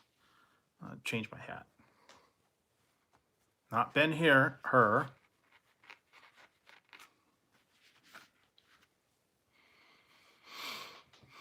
Nope.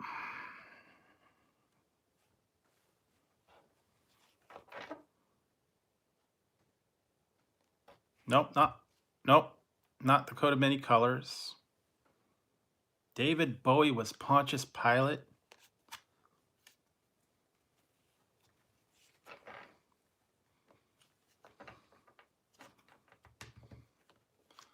No, wasn't Jesus Christ Superstar, but had something to do with Christ in it.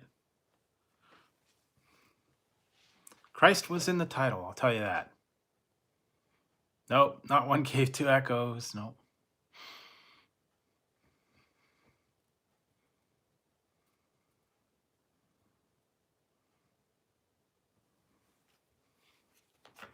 And they might have said something like, not the Passion of the Christ.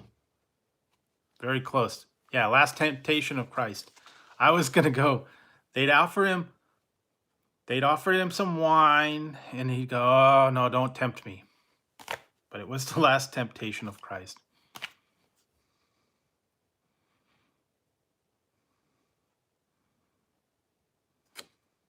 Yeah, I knew this one.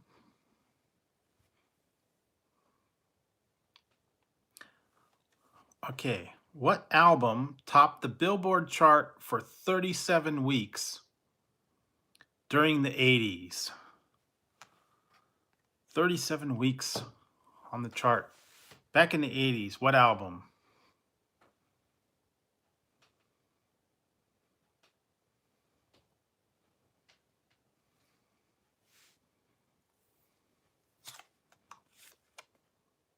"37 weeks" as...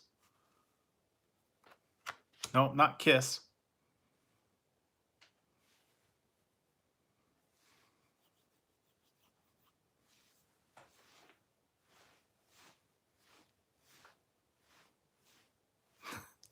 Yep. It was Thriller, yes. That was your hint. 37 weeks on the Billboard chart.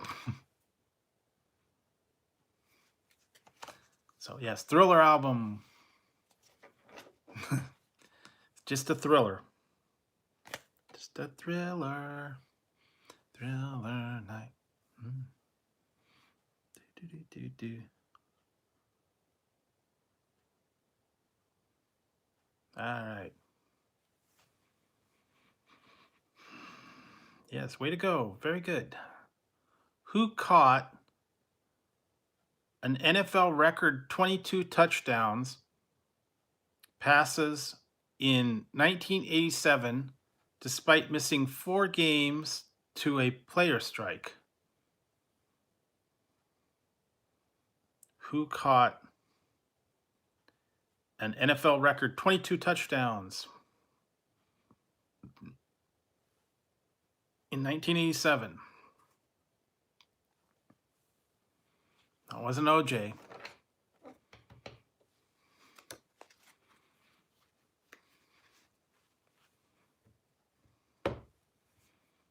I think was I think one of them was the pass.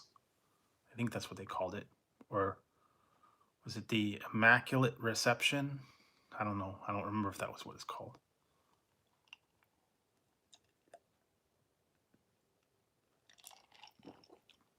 Very famous pass that was caught.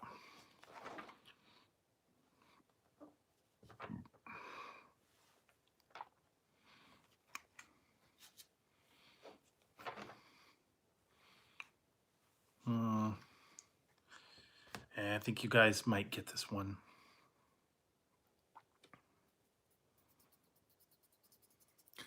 I don't think they did make a movie, but I'll tell you guys. Give you a hint. He might have had a brother named Beans. Nope. He might have had a brother named Beans.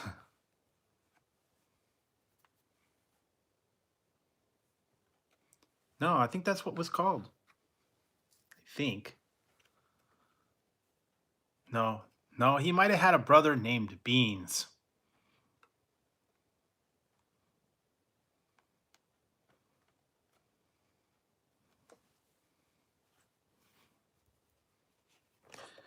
What goes with beans? Yeah, this was from the 80s, by the way, so.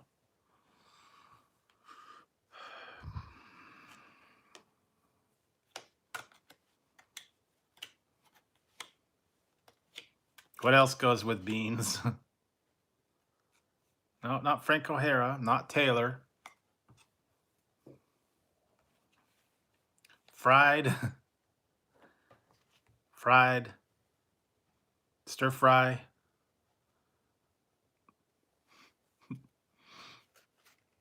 Crispies.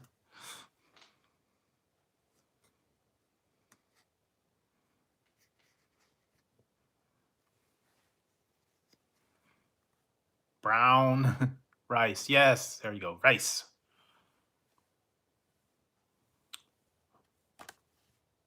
Who caught an NFL record 22 touchdowns passes in 1987 despite missing 4 games to a player strike with the name Rice?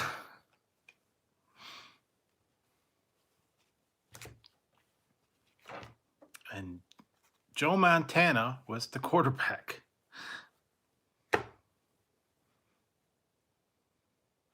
Yes.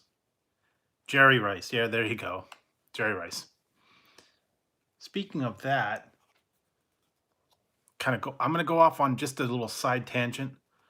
I found these yesterday. I think I wanted to show you these to you guys. I've never seen these.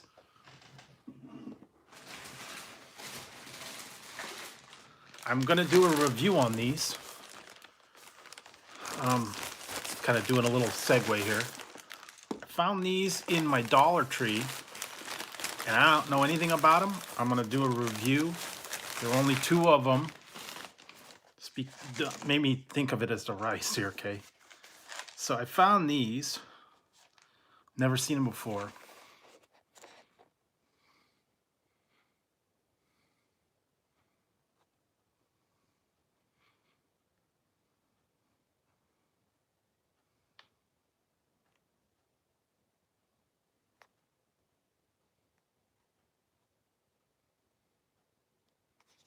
This, I don't know anything about it. Stir-fry Asian noodles and sauce. And I only found 2. They only had 2. So yeah. I thought I'd give these a try. I've never seen stir-fry noodles.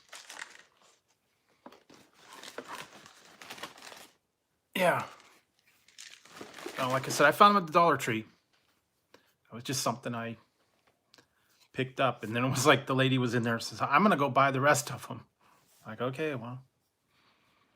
So yeah. Oh, I remember this one. I remember this one. Okay.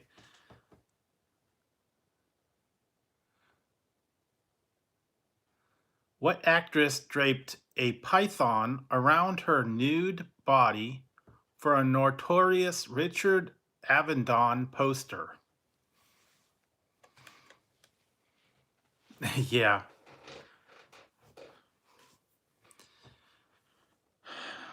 Who had a python draped around her nude body for a Richard Avedon poster back in the 80s? Okay, let's see. No, not Demi Moore. Yeah, you're close on the kinky. You're close on kinky. It wasn't Pretty Woman. Her name's sort of like kinky.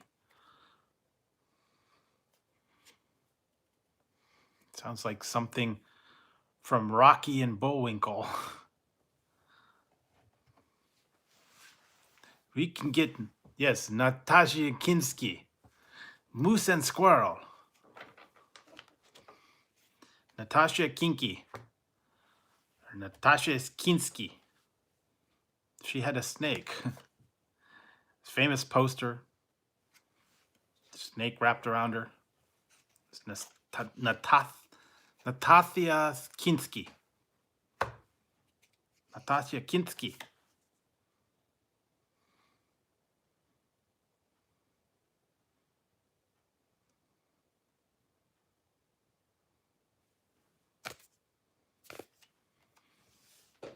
What series centered on brotherly private eyes, AJ and Rick? Or Rick and AJ? Rick and AJ were on a private eye show. What was the name of the show? Two brothers.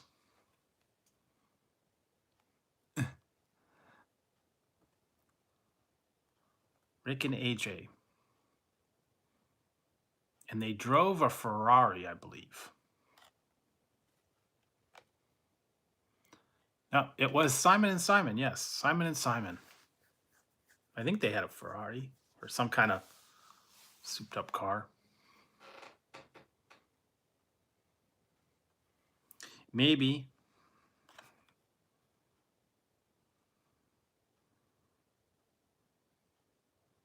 There's two snakes, one car. Yes, there you go. Yeah, it was Simon and Simon. Okay, you might know this one. What 76-year-old finally won an Oscar for his portrayal of crusty octogenarian Norman Thayer? Norman. Norman.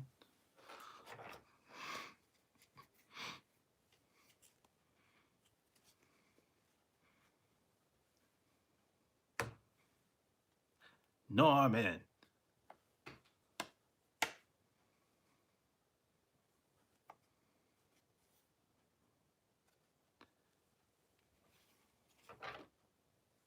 No, not Morgan Freeman.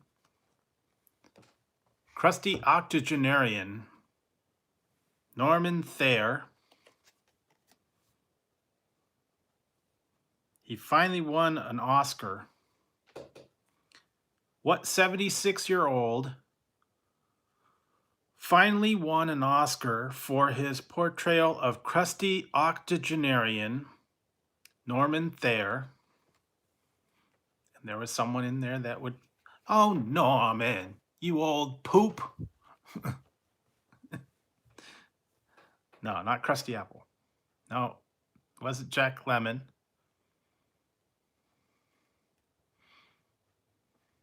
Katharine Hepburn was in it with them. Oh, Norman. Nope, wasn't Oscar Wilde.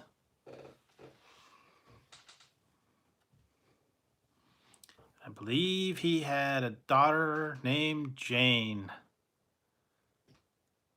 Yes, you're correct. It is Fonda.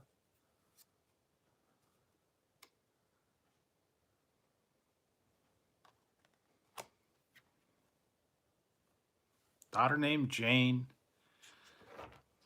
And it was Henry Fonda, yes.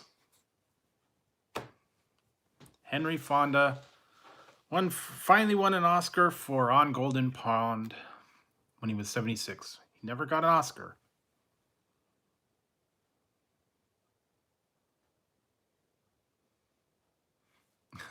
There we go. Yeah, Peter's the son. All right.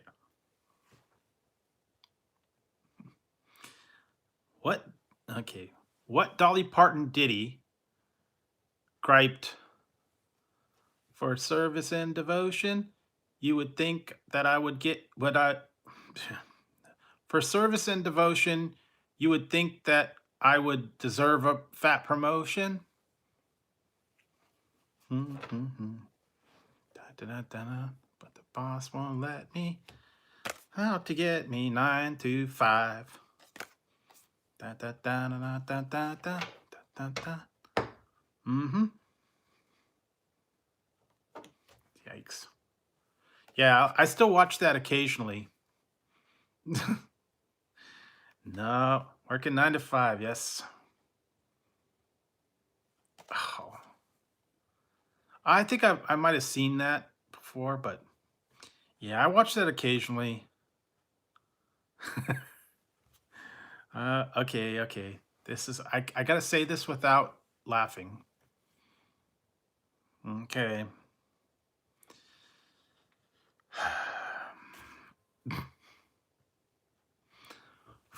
Here we go.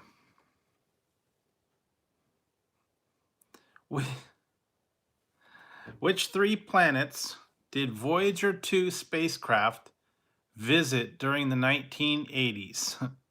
There were three planets that they visited. Name the three.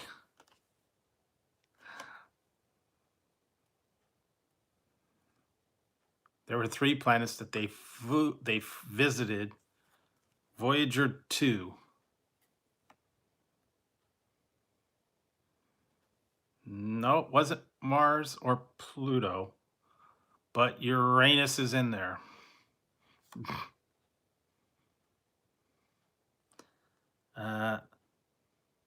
Nope, not. Saturn was one, and Uranus was another, and you still haven't said the last one. And that's the last one, Neptune. So Saturn, Uranus, and Neptune. Yeah, Uranus. TP for Uranus. You need the TP. TP for Uranus. TP. Oh, they finally shipped my shirt. I should be getting it. I should be getting it soon. I don't know, a couple days. I ordered a shirt that says, it has Beavis and Butthead on it, and it says, "We have come for your teepee." Yes. We have come for your teepee. We have come for your teepee. You will give us teepee.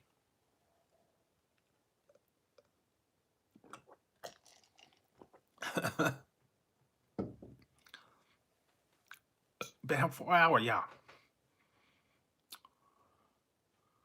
Wow. What time is it here now? 3 o'clock. All right.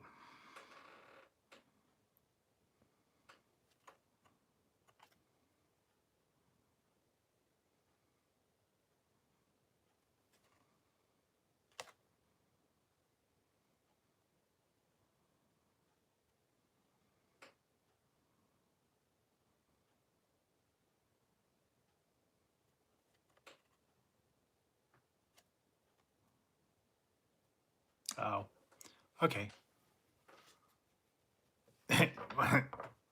Cone heads. And we want to consume mass quantities. And chicken embryos.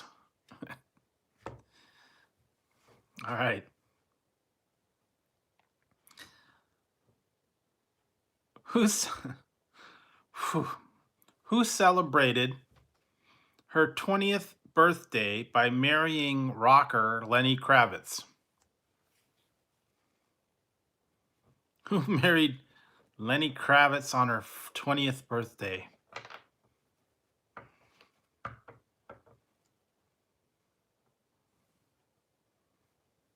That was a big mistake, too. She didn't stay married very long. Yes, it was Lisa Bonet. And then after that, went downhill. They were divorced shortly.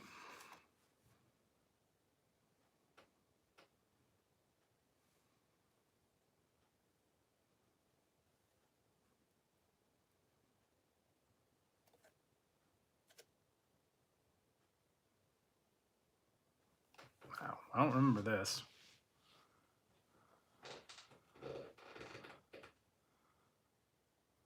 Got. Yeah. Okay. What action series dropped Melinda Coulier as Amy Amanda Triple A Allen during its second season?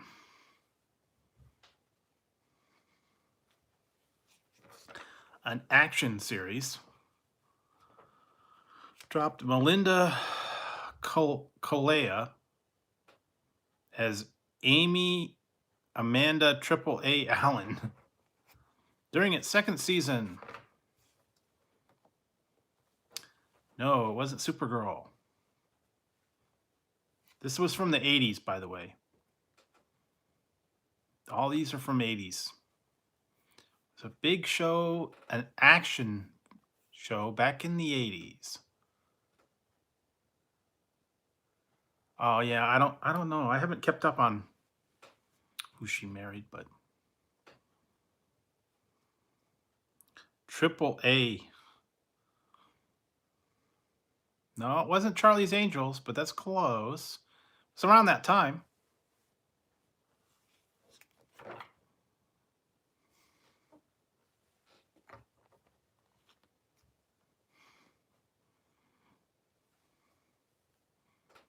I love it when a plan comes together.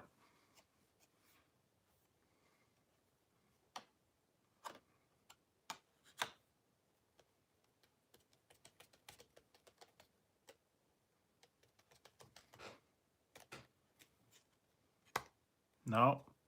What was the name of the series?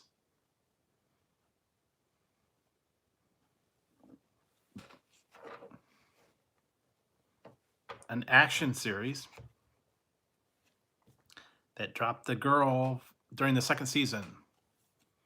They made a movie out of it too. And I love it when a plan comes together.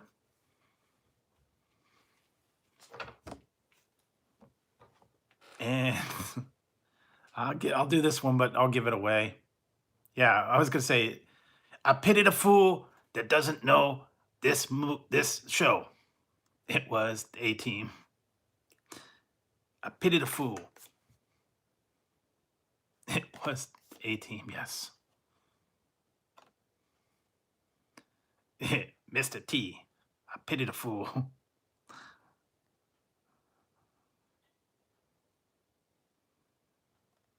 The heck was that?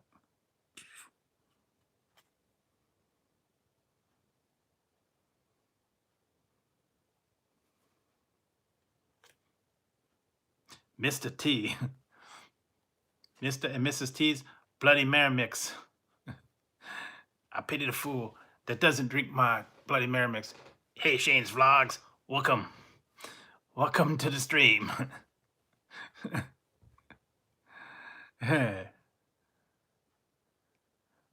All right.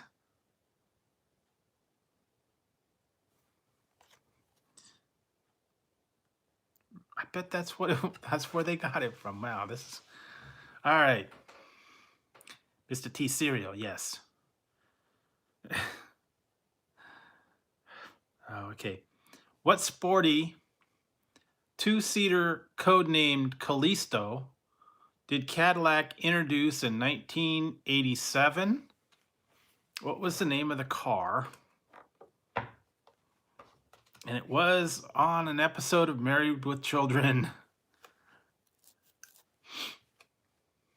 Kelly Bundy was modeling the car.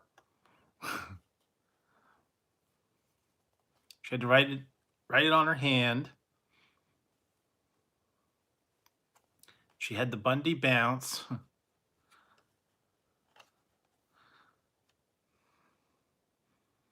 The new something.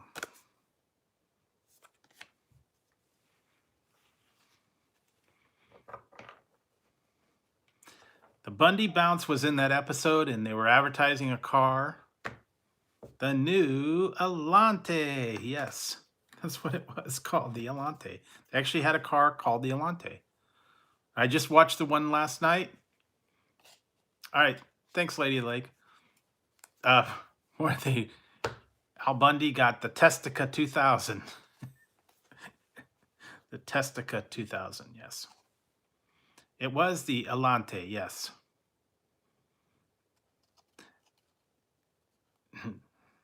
Goodbye, lady.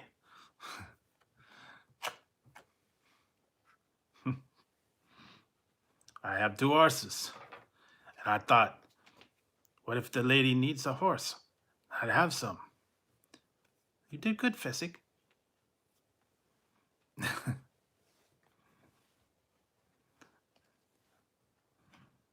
They weren't using them.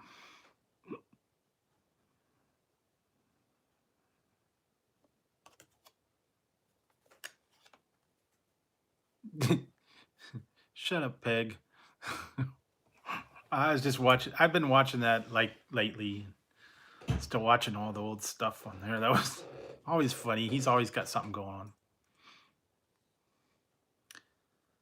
That was my nickname in college. They called me Bundy because I had a T-shirt and it was Al Bundy and it says "A man's home is his coffin." I wore it all the time.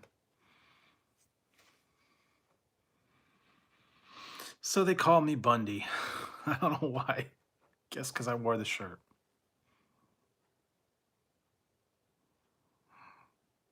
I don't know.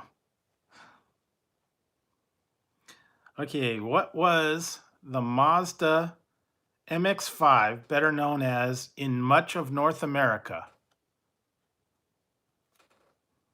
The Mazda MX-5 was also known as this in much of North America, and I know they called it a chick car.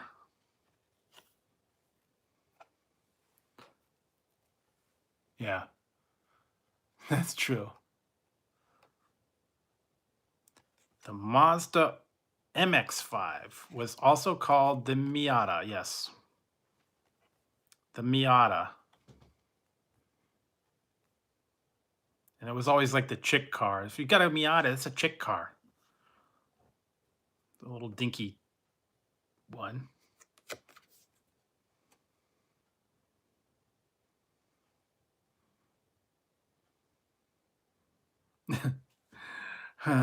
Yeah, they are. All right, this one's a good one. I know this one. You'll get this one.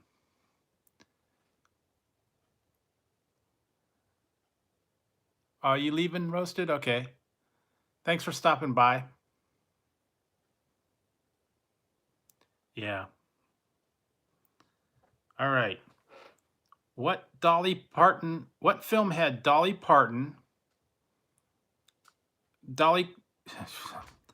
What film had Dolly Parton's character warn, "I'll change you from a rooster to a hen with one shot"? I'll change you from a rooster to a hen in one shot. Yeah, it was 9 to 5. I love that line. I'll change you from a rooster to a hen with one shot. I love that. Because he was such a creep.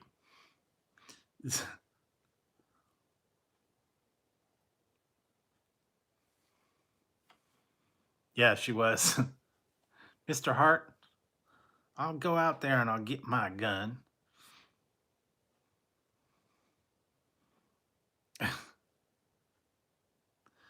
Yeah.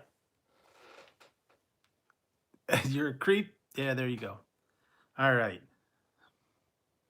Yeah, no. No, I'm just kidding. What Phil Collins hit cautioned, if you told me you were drowning, I would not lend a hand.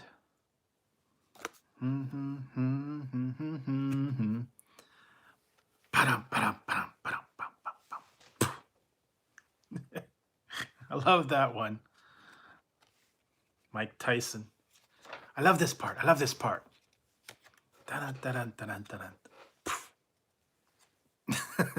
Yes. In the air. In the air tonight. I could feel it in the air tonight. You ever watch The Hangover? The Tiger and Mike Tyson. Every time I hear that song, I think of that. When he punched the guy. Punched him right out.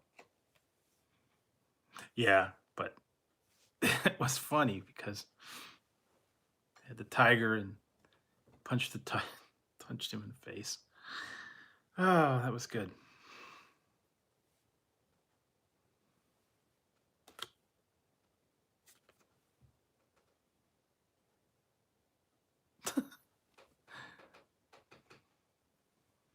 All right, I'll try this one again.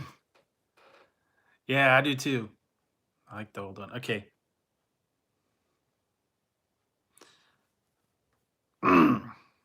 Get the voice straight.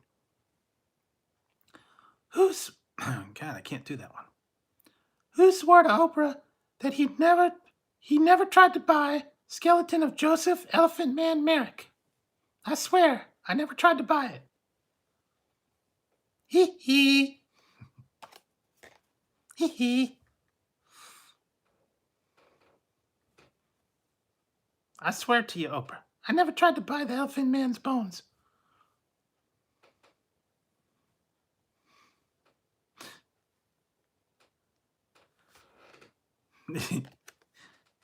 Yeah, hee hee, it's Michael Jackson. I swear I never tried to buy his bones. I don't know, maybe he did, maybe he didn't. Who knows?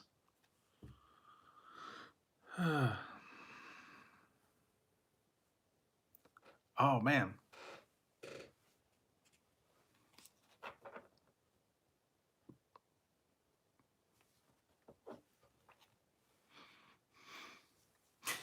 Another one.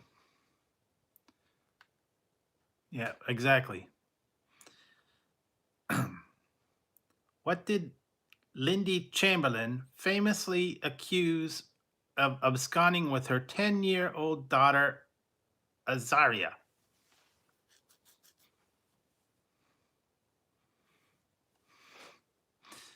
What did Lady Chamberlain famously accuse of absconding with her 10-week-old daughter, Azaria?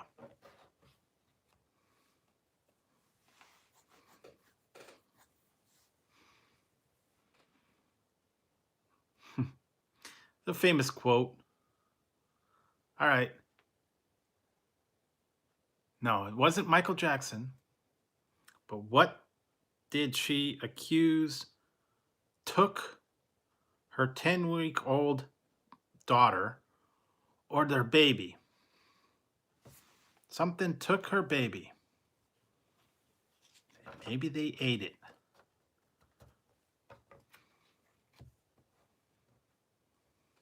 Something took her baby or ate her baby. What was it? And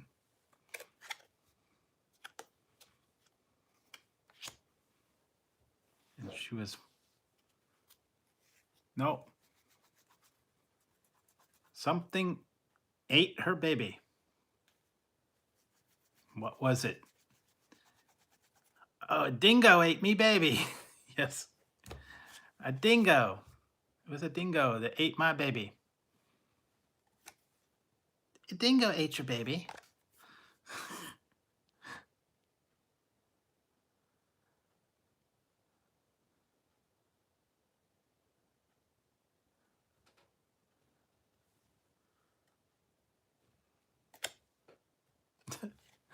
Oh, okay. All right. What Disney character prompted Chris in Stand By Me to note he can't be a dog, he wears a hat and drives a car?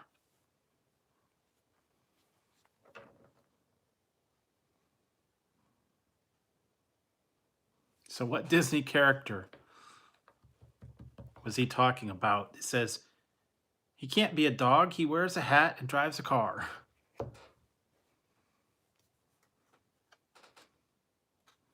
Yes, Goofy. Reminds me of a joke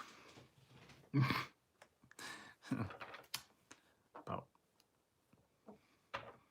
Mickey Mouse is at the lawyer's office, and he says, and the lawyer's there, and he says, "Okay, let me get this right. Let me get this correct, please."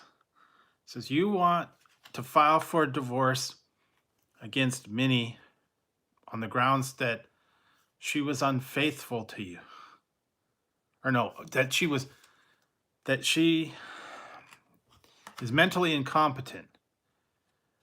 And then he says, "Oh, I still have to go. Oh, hey, okay. See you, Diana." I'm trying to remember now how it goes. I lost my train of thought.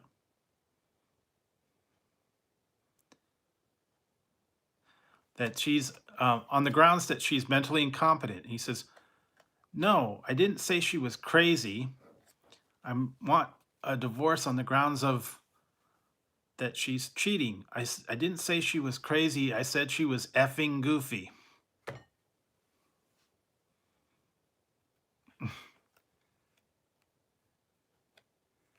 Yeah, she was effing goofy, not that she was crazy.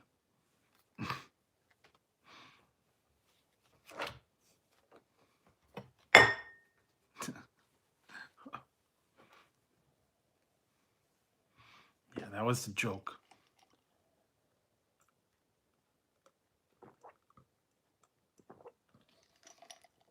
Didn't say she was crazy. I said she was effing goofy.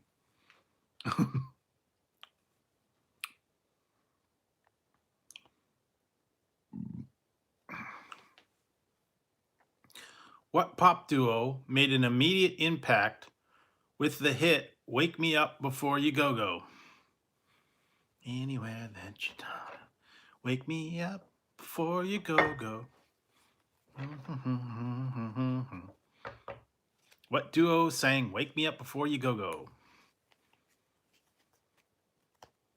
Yes, it was Wham! Hey, Freddie. How's it going, Mr. Hollywood? We're doing 80s trivia. And it was Wham! That did "Wake Me Up Before You Go Go."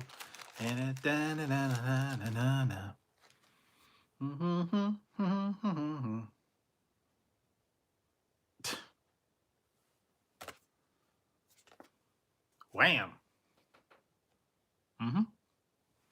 All right. What company's line of toy trucks included the Mighty Loader, Mighty Mixer, and the Mighty Dump? The Mighty Dump. Yeah, Mighty Dump. That's a Mighty Dump. Toy trucks. The Mighty Loader, the Mighty Mixer, and the Mighty Dump. Mighty Loader. No, it wasn't Mattel.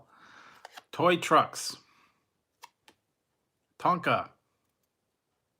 Yeah, Tonka's trucks. No. Psycho. Mighty Loader.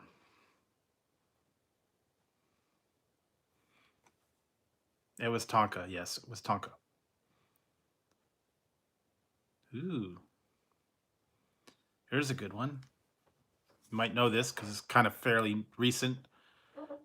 Which 1986 Stephen King novel was stuck with a pronoun for its title?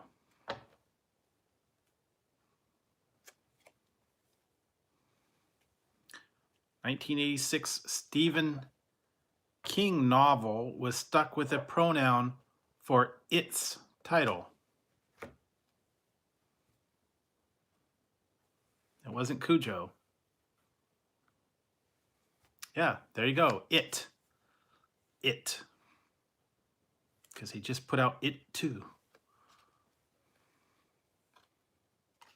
It was It. Yeah, there you go.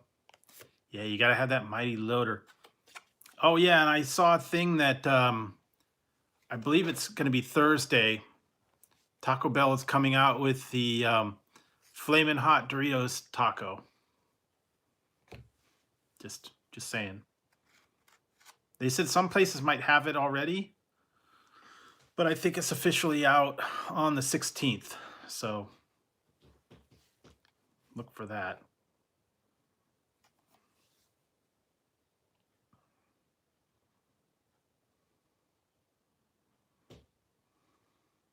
All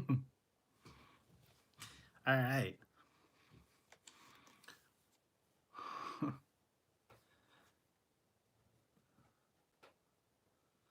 What touching Tina Turner tune about the lonely life of a stripper was written by Mark Knopfler?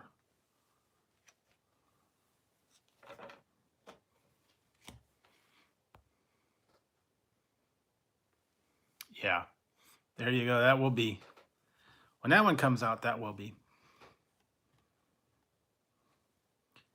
Touching Tina Turner tune about a lonely life of stripper written by Mark Knopfler.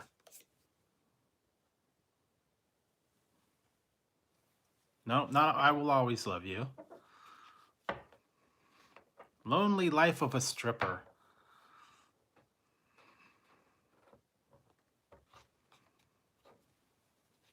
And maybe Freddie knows about this one.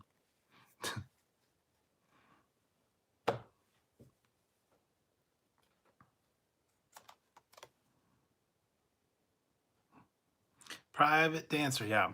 I'll be your private dancer. Dancer for money. Da, na, na, na, na, na. No, it was private dancer. Oh, these last ones you'll know. Last two you'll know because they're food related.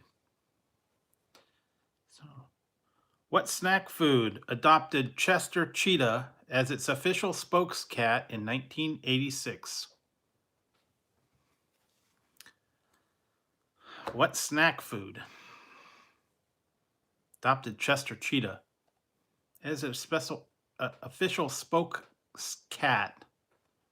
1986. It was Cheetos. It's not easy being cheesy. Chester Cheetah. Yep. My boy knows his Cheetos.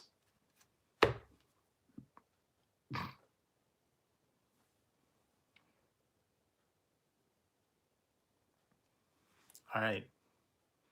What did a federal court rule a Detroit pizza chain could call itself over a sugar company's objections? A Detroit-based pizza chain. What were they allowed to call themselves over a sugar company's objections?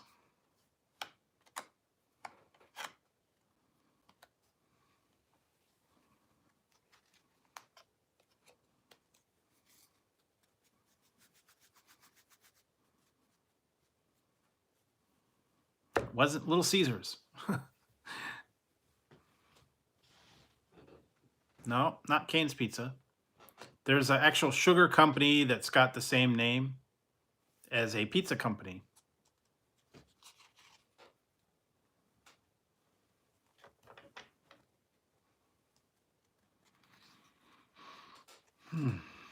Yep, it was Domino's. Domino's Sugar and Domino's Pizza. Apparently they took them to court and they lost. So they can call themselves Domino's.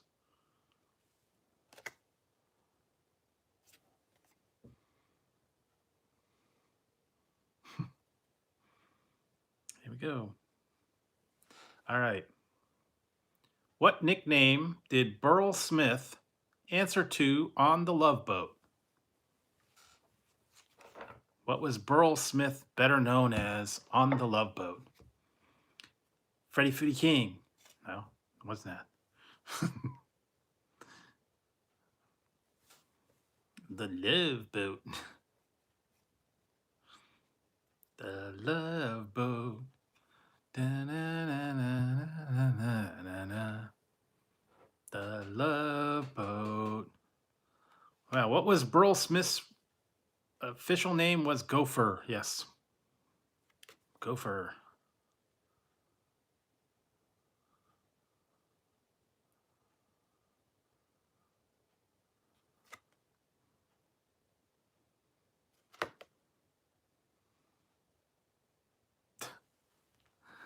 Oh boy, I don't know that this is a thing, but okay. No, that was Isaac. Fantasy Island, yeah. All right.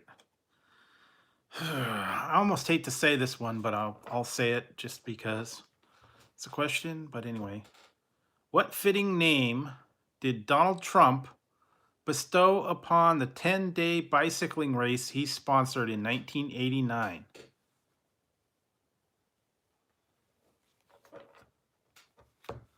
Yeah. Yeah, that was it. That's what they said. They were allowed to use the name Domino because one was pizza and one was sugar. No, not the triathlon, and it wasn't the Fit 5000. The Donald Trump bestowed a name upon a 10-day bicycling race that he sponsored in 1989. And if you know anything about Donald Trump, he loves to hear his name. So what did he call a 10-day cycling race? Tour de Trump. It was the Tour de Trump. That was a thing. Tour de Trump.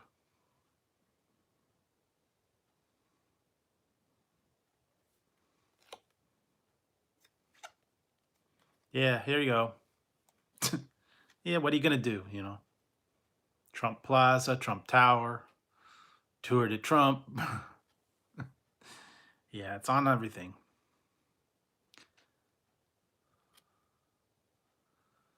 All right. What lip balm promoted itself annually with ads hyping the world's most beautiful lips? What lip balm said that they had the most beautiful lips? Some lip balm. It wasn't Revlon. Only a couple that I think of. Certain kind of lip balm. Wasn't chapstick. Wasn't Max Factor. It's another one. I guess it's fairly popular. Nope, not Carmex. I think it comes in like a tube too. It's a lip balm, but it's also, I think it works on cold sores too. Was it Maybelline? Maybe it's Maybelline. No, it wasn't Maybelline. Cold sores and blisters. Yes, there you go. Blistex. It's Blistex. Sexy lips.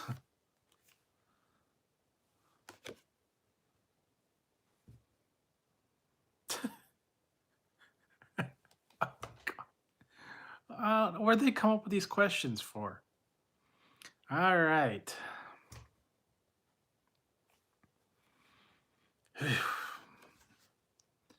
What sitcom based an entire 1989 episode on Kevin Arnold's first zit? Kevin Arnold's first zit was on this TV sitcom. What would you do if I sang a tune? Da, da, da, da, da, da, da. Getting by with a little help from my friends. Kevin Arnold's first zit. Brother Wayne. And Winnie Cooper. Yes, it was the Wonder Years. The sitcom was the Wonder Years. Yes.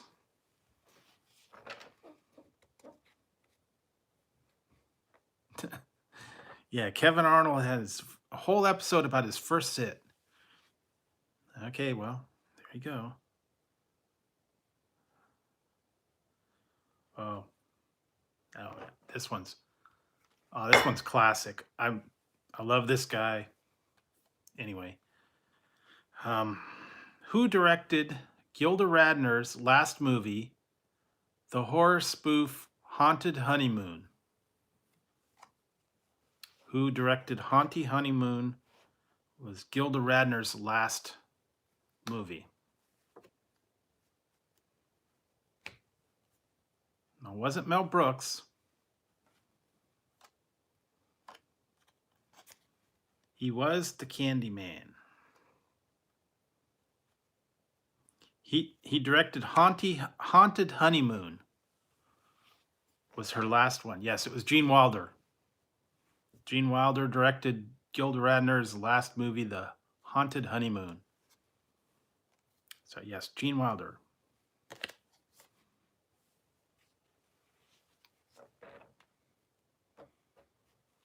It was Gene Wilder because he was her husband. So there we go. Okay, you might know this one.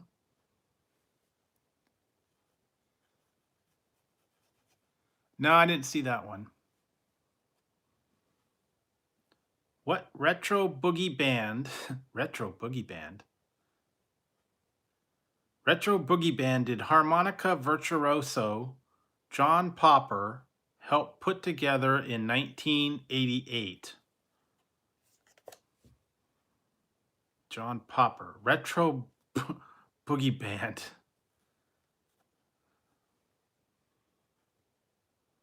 Harmonica virtuoso John Popper put together in 1988. There was a band that he put together 1988.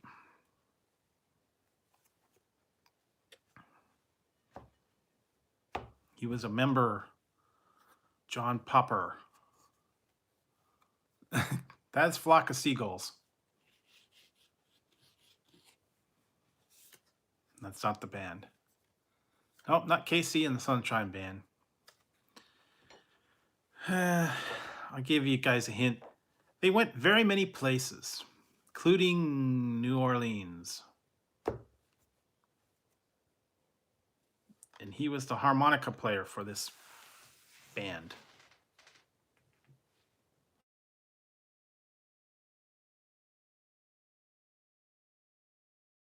Dr. Tooth. No, not Leonard Skinner. John Popper, a retro boogie band. Retro boogie band. Once upon a midnight dreary. Dun, dun, dun, dun, dun, dun, dun. I don't know the rest of that song.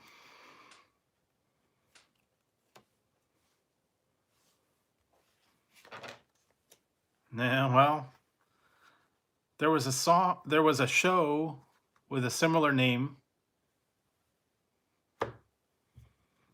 on PBS. Oh, that's Blues Travelers. There you go. I was going to say it was Blues Clues, but they traveled. Yeah, Blues Traveler was the name.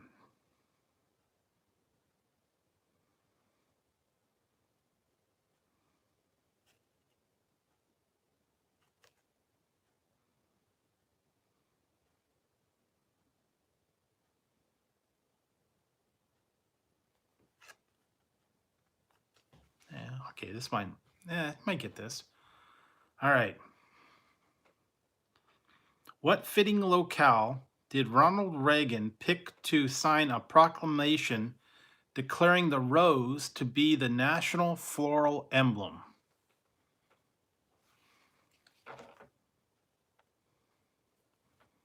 Fitting locale did Ronald Reagan pick to sign a proclamation declaring the rose to be the national floral emblem?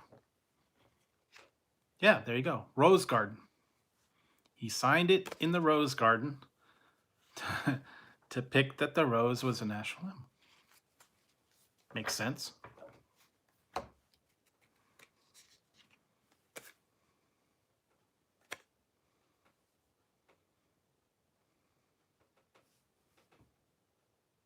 Oh, I know this one. Yeah. Yep, of the White House Rose Garden. What dark comedy was the last film to star Dan Aykroyd and John Belushi? It was a weird film too, by the way. The last film to star Dan Aykroyd and John Belushi. No, that wasn't the last one. But that was a good movie.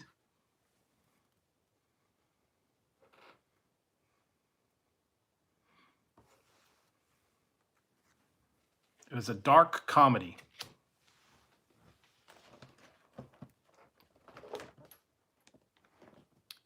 wasn't Animal House, because Dan Aykroyd wasn't in Animal House.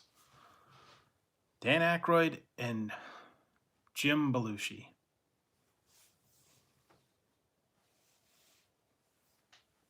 And they lived next door to each other.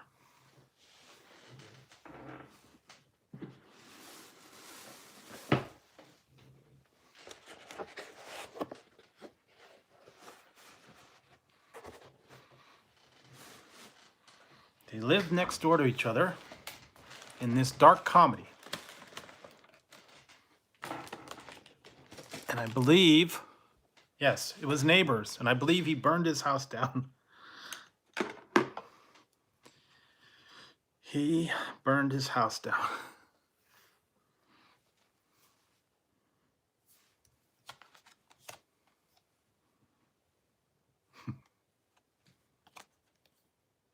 Yeah, it was weird. Now, not to be confused with the newer one, a new Blues Brothers, or no, the new Neighbors film, and it had Seth Rogen in it. Yeah, it's not the Blues Brothers, but this could be Blues Brothers.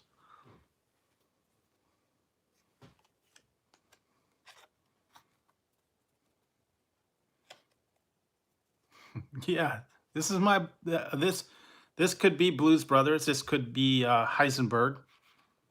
But yeah, I got my hat, and I got my Blues Brothers shades on. I don't know. The thing is, I can't see out of them, so I have to change that one. I got this one too. Here, I got these ones. These are a little bit better. There you go. I can see a little better out of these, but they make everything go red.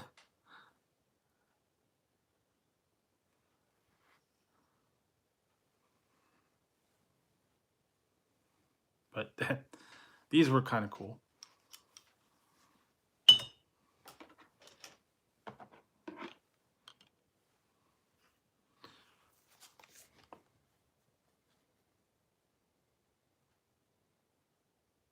What's Method 7's?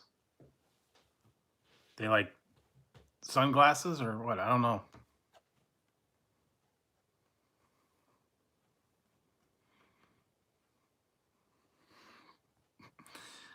I didn't want to spend too much money on. Not $200 for a pair of glasses.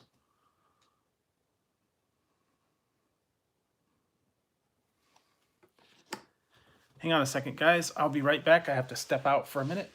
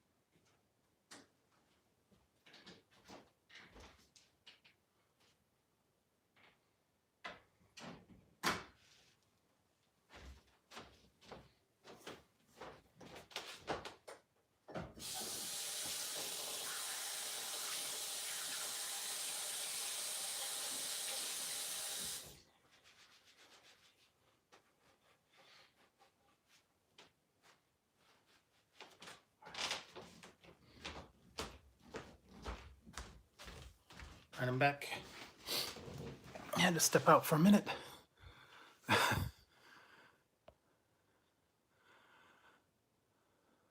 Oh, well, you know, I'm not going out anytime soon, so I don't need sunglasses. I don't wear sunglasses. I'm not going out hardly anymore. So yeah, I'm staying home right now, so I don't usually need sunglasses, so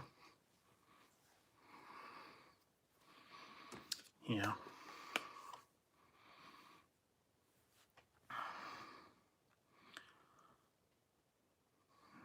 Like I said, these are just cheap prop glasses. Sunglasses are not.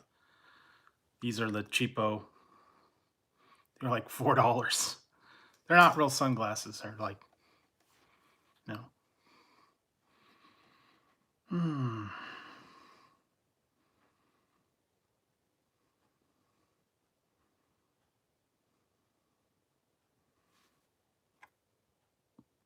Oh boy.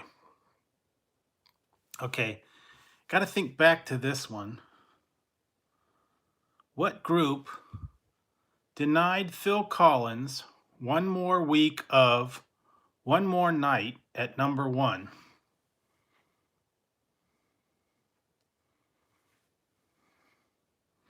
There was a group that sang a song that denied Phil Collins one more week of One More Night at number one. So when that song was out, it wasn't Genesis. Phil Collins had a song, One More Night, and suddenly a group came along and put out a song that was number one.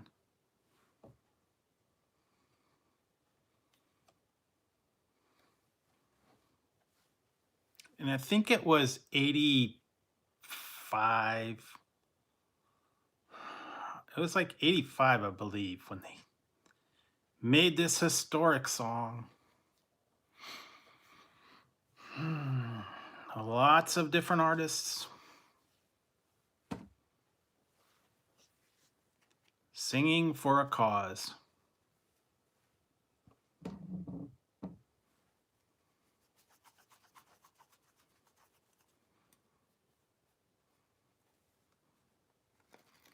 Nope, not the Traveling Wilburys. It was bigger than that. It wasn't the AIDS song.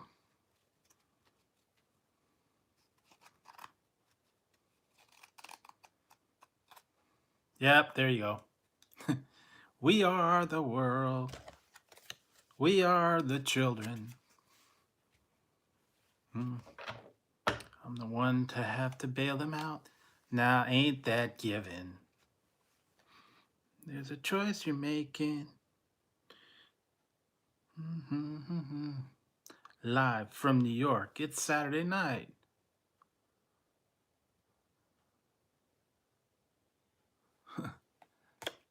Hey, Mr. Fulton. Sorry to hear that, man. Hope it gets you, fixes your pains.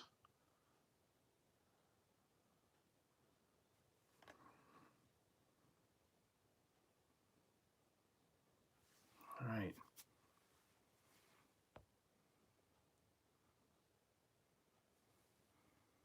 Yep, that's true. We Are the World was the big song.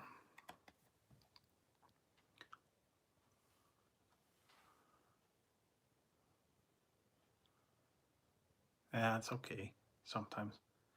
What White House plan eerily reminded movie buffs of the inertia projector in Ronald Reagan's 1940 movie Murder in the Air? What the heck?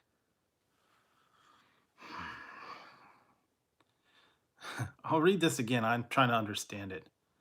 What White House plan eerily reminded movie buffs of the inertia projector in Ronald Reagan's 1940 Murder in the Air? No, it wasn't Watergate. There was a plan that Ronald Reagan had.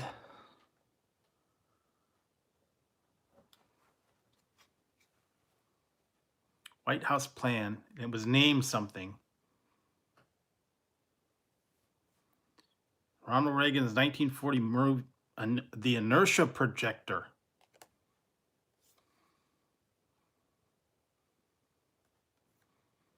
No. There was some sort of a plan that Ronald Reagan came up with back in the day and then in the 80s. Well, there was a 40s film called Murder in the Air that had an inertia projector. But then there was a plan in the 80s, certain kind of plan that reminded people about this inertia projector. Yes, there you go. Star Wars, or SDI. He had the SDI plan, Space Defense Initiative. Star Wars. He wanted the Star Wars defense plan. Rock lasers to shoot missiles out of the air.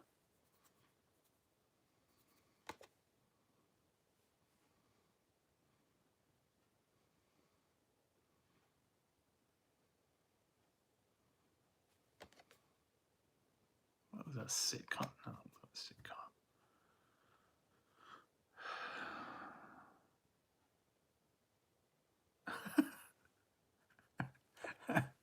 Oh man, I don't get this one. All right. What clueless Chevy Chase character decided that a bedpan was a good place to brush his teeth?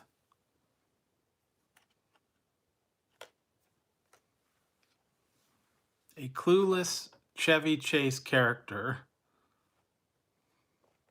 decided a bedpan was a good place to brush his teeth, among other things.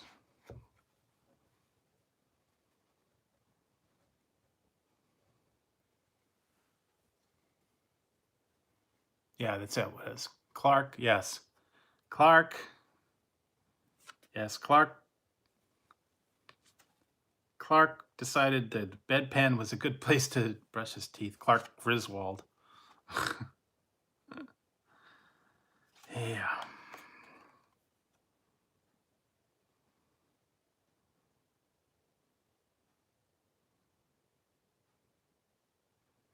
Yep. Yeah, I like Christmas Vacation too. The second one wasn't as good. Vegas, Christmas, National Lampoon's Vacation. European was not so great. But anyway.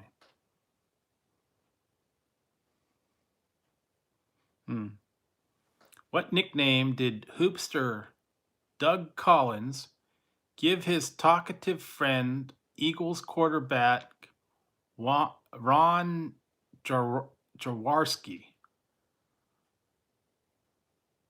Jaworski. What nickname did he give him? Ron Jaworski. Jaworski. What nickname?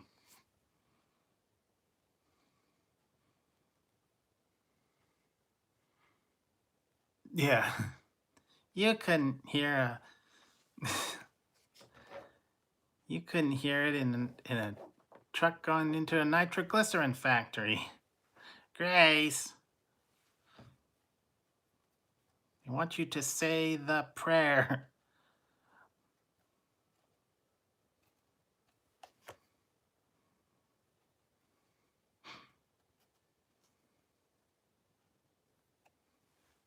So what nickname did hoopster Doug Collins give to his talkative friend, Eagles quarterback Ron Jaworski? It was also the name of a movie.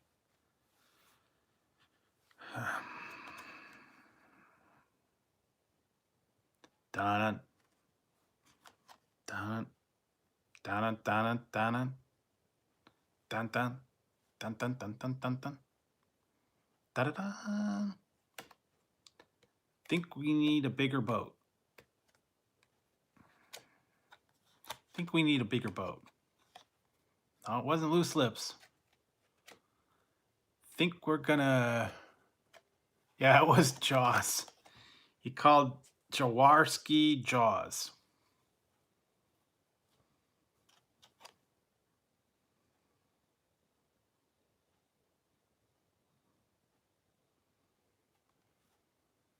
Jaws.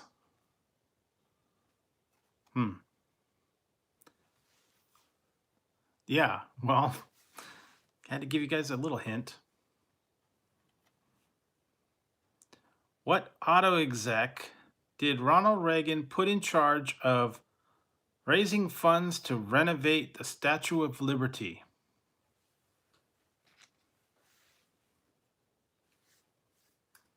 Remember that was a big thing back then. Auto exec.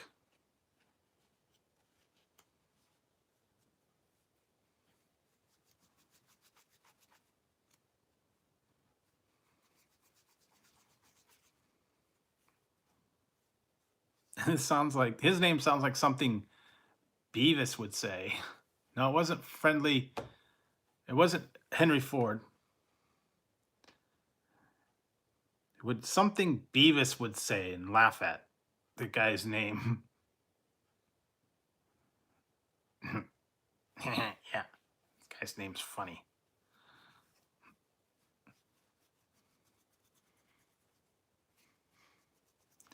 And he was part of Chrysler. Just to throw that out there.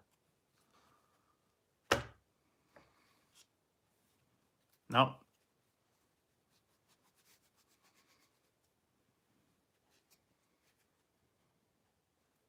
He was head of Chrysler.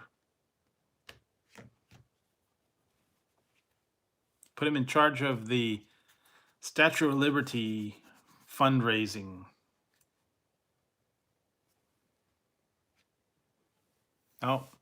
No, not Richard Cranium.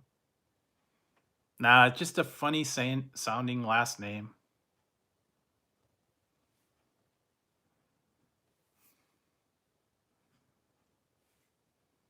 I don't know if you guys remember this guy. He was head of Chrysler.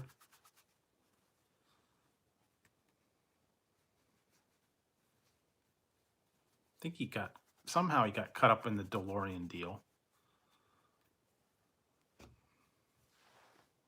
I don't remember.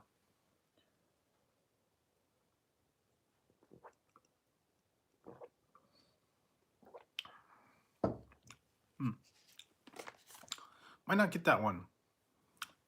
It was Lee Iacocca. Lee Iacocca. Iacocca.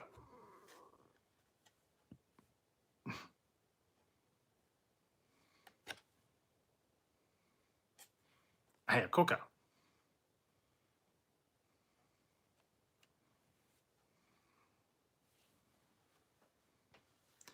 Okay, a few more and then... Yeah, Iacocca. Lee Iacocca. Yeah.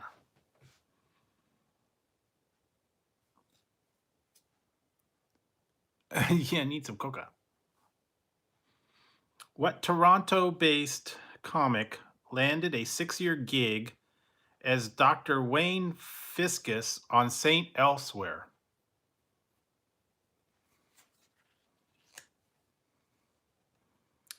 And that's when he had hair.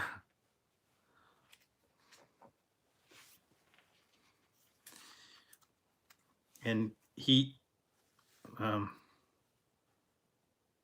landed a gig as Dr. Wayne Fiscus on St. Elsewhere. Nope, not Norm Macdonald. He got a good deal. Or no deal. Toronto-born comic. Oh, he got a good deal or no deal when he landed a 6-year gig as Dr. Wayne Fiscus on St. Elsewhere.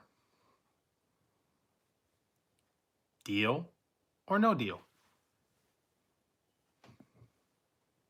Oh, wait, there's a call from the banker.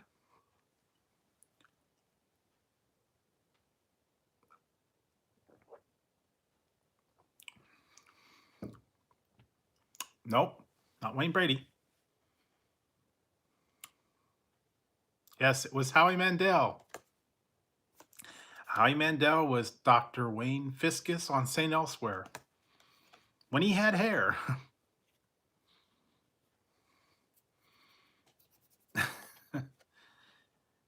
Deal or no deal?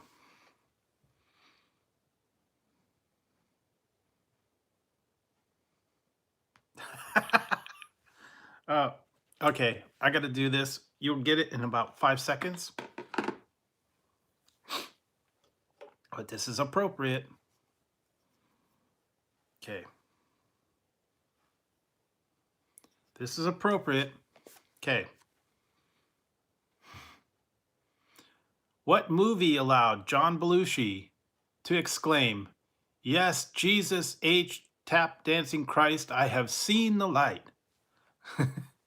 Yes, Jesus H. Tap Dancing Christ, I have seen the light. What movie did John Belushi say that in?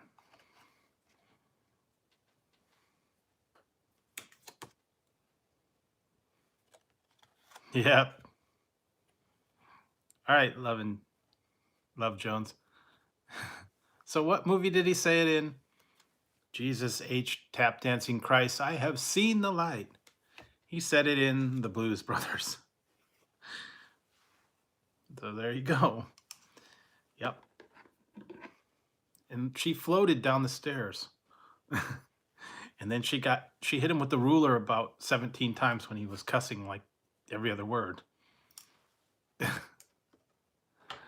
Yeah, so yeah, a few more and then I think I'll end it for tonight because it's late. It's 4 o'clock already.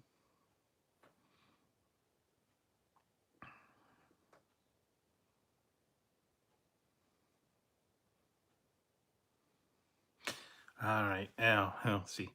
What rockers on Never Say Goodbye tantalized fans with the line, "Remember when we lost the keys and you lost more than that in my back seat"? Remember when... I don't know how that goes. I don't know how to sing that one. What rockers on Never Say Goodbye tantalized fans with the line, "Remember when we lost the keys and you lost more than that in my back seat"? Who was the band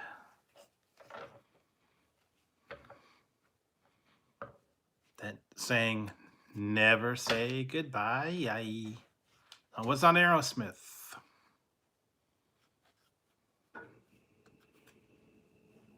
Never Say Goodbye.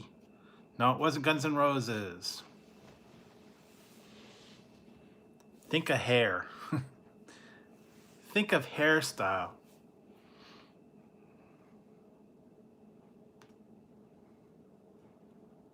Think of great hair.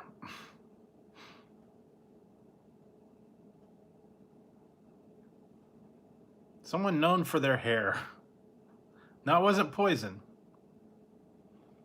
No, Never Say Goodbye. It wasn't Kiss. Wasn't Whitesnake. I believe, no, not Def Leppard. I think New Jersey. Think of New Jersey.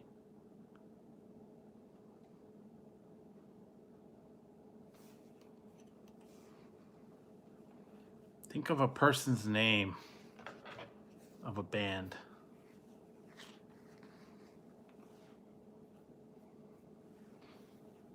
Nope, not Motorhead, not Springsteen, not Journey, not Axl. Think of Signs on the Road. Yeah, there you go.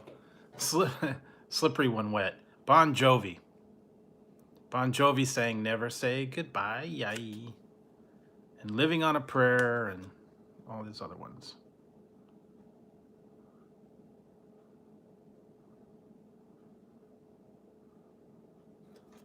The heck? I'm not going to do that one. That's too stupid.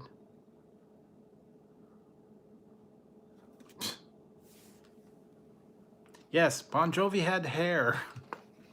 He had, you know, his hair thing going.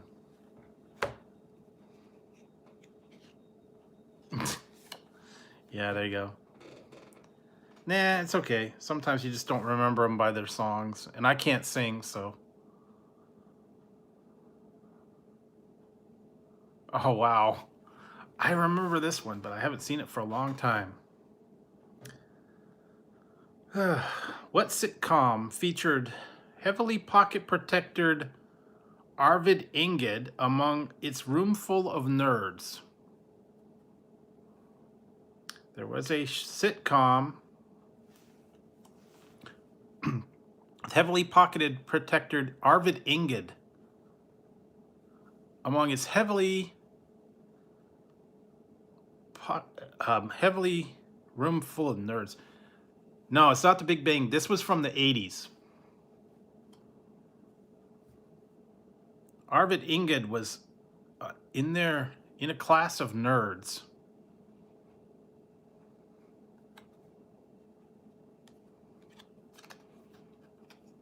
And it had Howard Hessman was the teacher. Later was replaced with Billy Connolly when Howard Hessman left.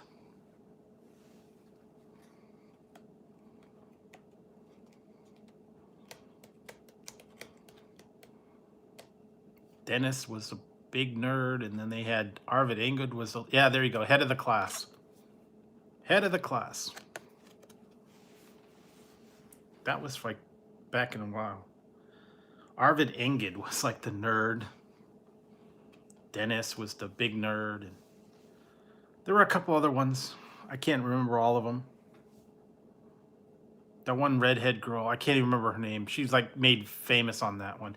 I think it was wasn't the other one Robin Givens? Or no, that one girl that got famous on there. Yeah.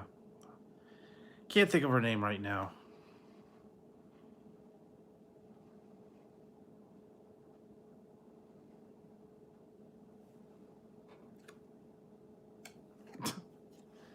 Yikes, I don't remember this, but okay.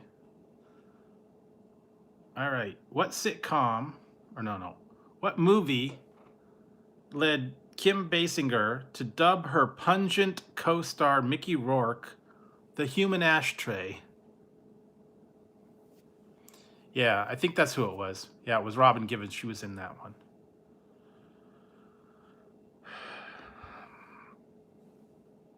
That's who it was.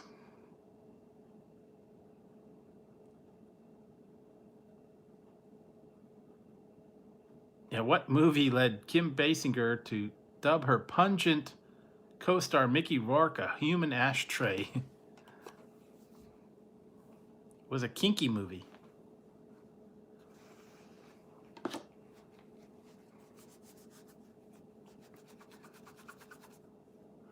Yeah. It was a kinky movie, and they did something with food from the refrigerator. Kim Basinger and Mickey Rourke. And they opened up the refrigerator and started putting food on each other in the kitchen floor. Strawberries, chocolate syrup. I don't know, all kinds of weird stuff. Kind of a kinky movie. About a certain amount of time. How long their love affair lasted, I guess. No, and it's yeah, there you go. I was gonna say it's almost the length of how long we've been quarantined. 9.5 weeks. About that wrong right now, right? No, they didn't. Mm-hmm. I just remember the thing with the refrigerator, and he was putting strawberries and syrup and all stuff on her. Well, yeah, who knows how long.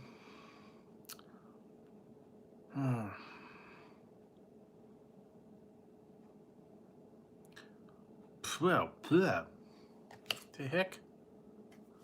Yikes. I don't even know how to say this one. What new wave band split up after guitarist Chris Stein was ravaged by the rare disease Pemphigus vulgaris?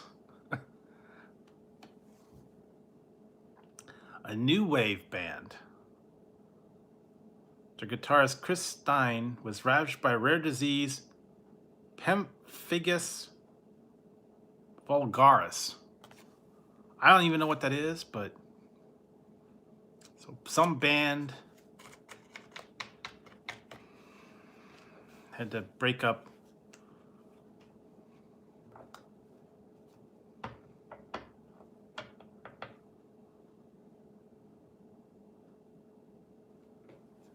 Because somebody got some disease. No, it wasn't Violent Femmes. It's a new wave band from the 80s.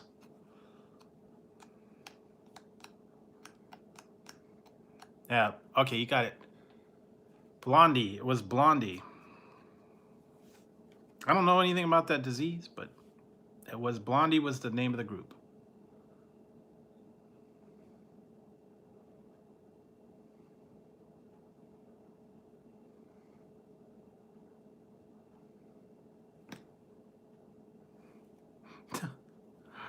This sounds about right. All right. What was Clash frontman Joe Strummer arrested for smashing over a German fan's head in 1980?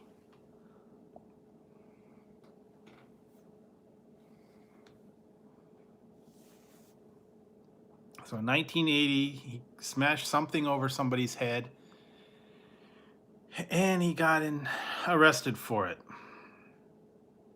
So what did he smash over? It was not a bottle. What did he smash over some German fan's head? Wasn't a beer bottle. What would the front man of a band? Yeah, it was a guitar. He smashed a guitar over a German fan's head, and he got arrested. That was stupid, but I don't know. All right, a few more, and then that's it.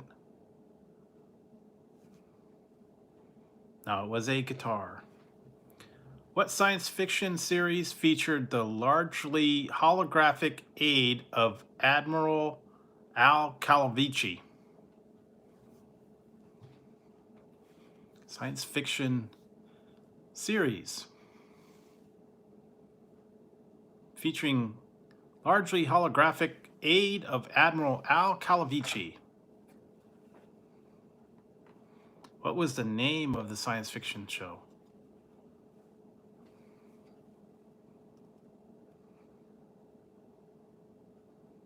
No, not Flipper.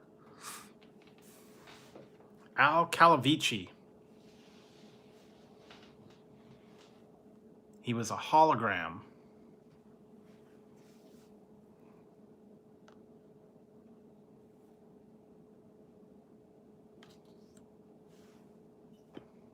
What was the name of the science fiction show?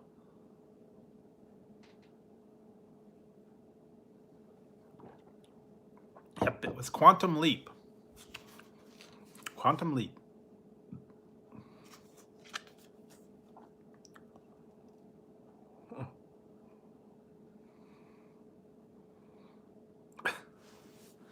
It was Quantum Leap. with Al Calavici.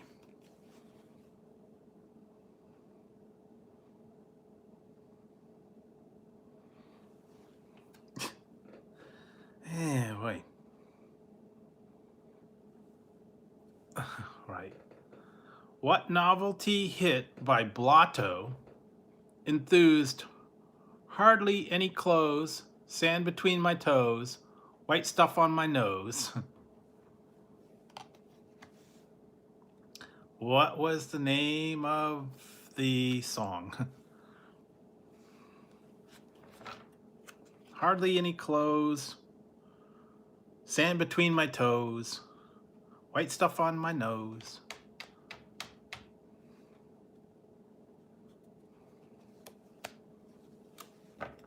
Nope. What song was it? Talking about hardly any clothes, sand between my toes, white stuff on my nose. Pamela Anderson running down the beach. David Hasselhoff on the chair.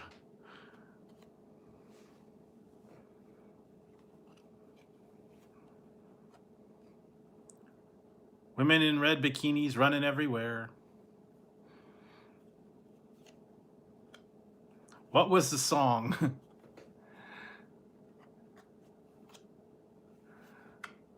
Okay. What was the song? Hey, everything's spicy. What was, we're playing trivia. And what was a novelty hit by Blotto? Hardly any clothes, sand between my toes, white stuff on my nose. What was the name of the song? Pamela Anderson running.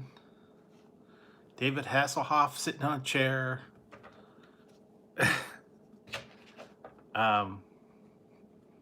Girls in red bikinis running everywhere. What was the name of the song?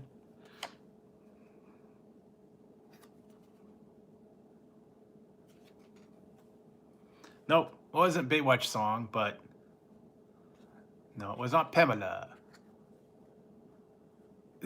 Well, I don't know. Maybe you guys won't get this one or you never heard of it. It was called I Want to Be a Lifeguard. Now, well, if Pamela Anderson was there, I might want to be an a lifeguard too. Yeah. All right. What beer brand introduced the masses to cold filtering in 1986? Cold filtering in 1986. What beer brand? Yep. Back in when she was Pamela Denise Anderson. No, it wasn't Coors. It wasn't Coors Light. Cold filtered. Cold filtering in 1986. It wasn't Coors.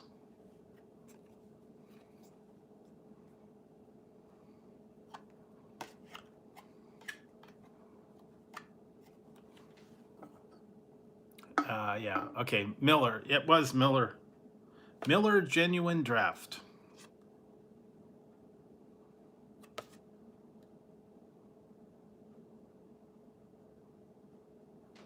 Wow. Miller Genuine Draft was cold filtering. 1986.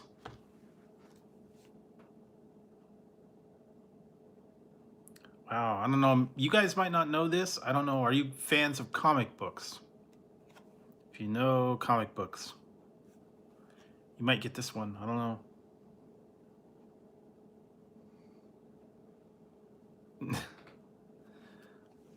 But if you know this one, what epic DC Comics series killed off Sunburst, Kid Psycho, Angleman, Aquagirl, and Immortal Man? There was a DC Comics series that killed off all these people. Sunburst, Kid, Psycho, Angle Man, Aqua Girl, and Immortal Man. It wasn't Fantastic Four. There was some. It wasn't Justice League. I don't know if I've never heard of this one, so I don't think you guys are going to get it. I won't give it that much time.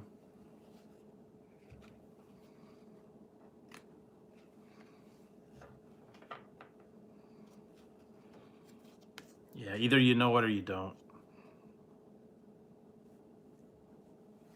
I never heard of it. I'm not a big comics fan anyway, so I wouldn't know.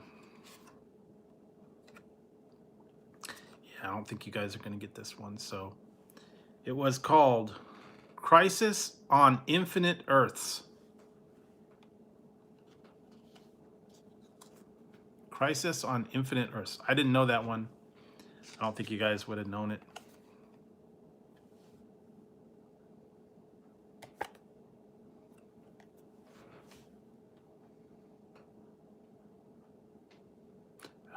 Here's two related questions, okay?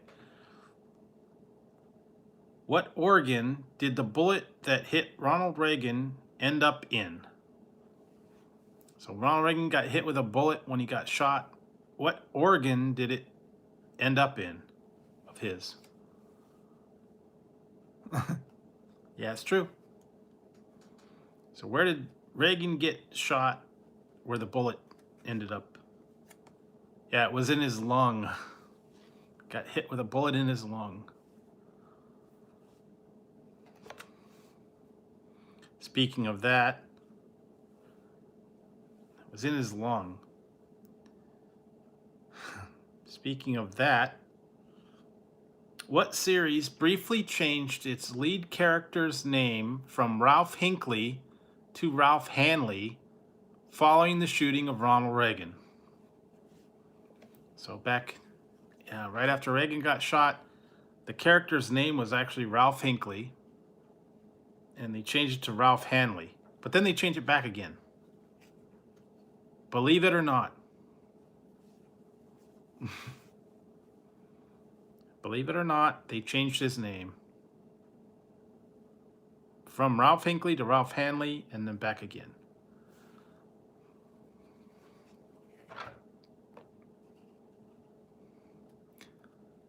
Believe it or not.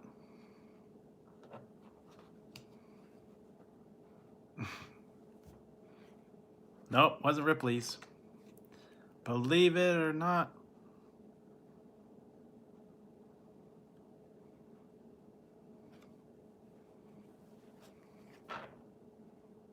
I'm walking on air. Dun, dun, dun, dun, dun, dun. Who could it be? Believe it or not, it's just me, Ralph Hinckley. Yeah, there you go. That was the name of, it was Greatest American Hero. They changed him from Ralph Hinckley to Ralph Hanley, and they changed him back. So there you go. Believe it or not.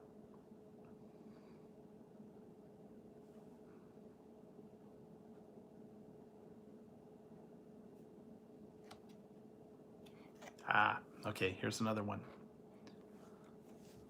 What Willie Nelson anthem exalts? The life I love is making music with my friends.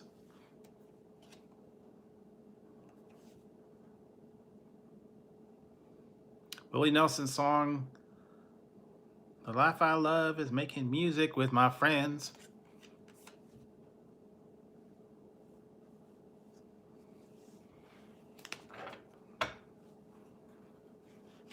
I just can't wait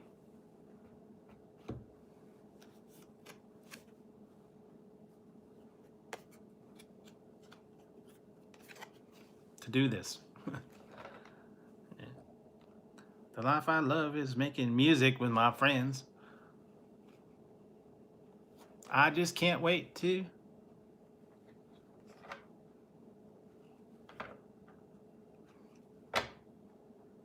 do this on the road again. I just can't wait to be on the road again. You got that right.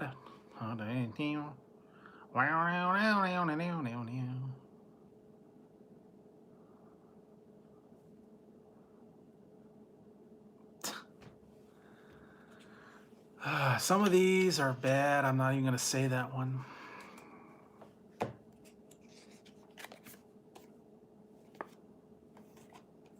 On the road again. I just can't wait to get on the road again.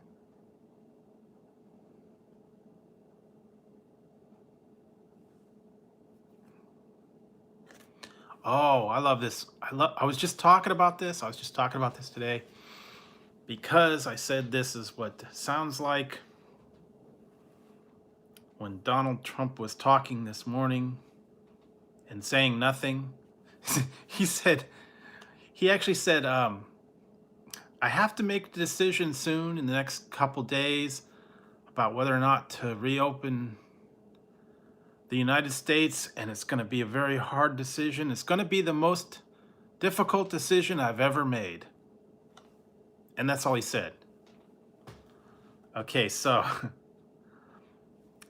that being in mind, what 1982 movie musical featured songs like Sneaking Around, I Will Always Love You, and Hard Candy Christmas?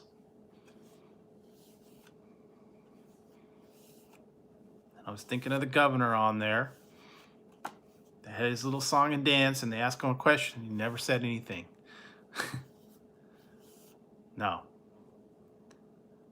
Songs like Sneaking Around, I Will Always Love You, and Hard Candy Christmas.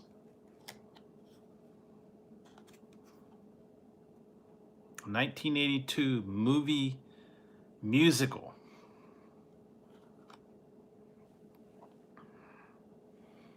Starred Dolly Parton.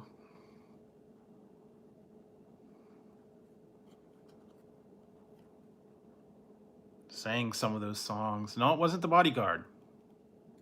This was in 82. Bodyguard wasn't until like what, 90 or 2000 or something. No, not Rocky Horror Picture Show. It had Dolly Parton in it. And Burt Reynolds.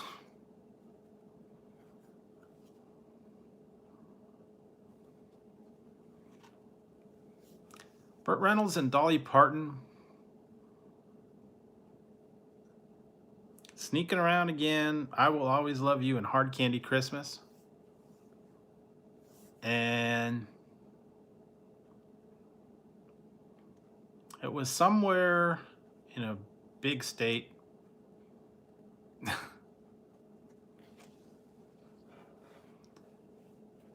No, not 9 to 5, not Smoking a Bandit. But it had Dolly Parton and Burt Reynolds. And a whole lot of these. Whole lot of women. Whole lot of women in this state.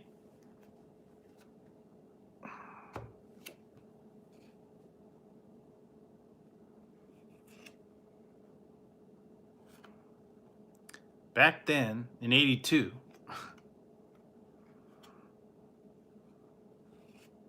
they had lots of musicals and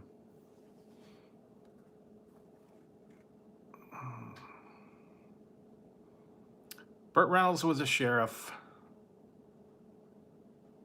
Dolly Parton was a madam. I'm practically giving it away. But they didn't give it away, they charged for it.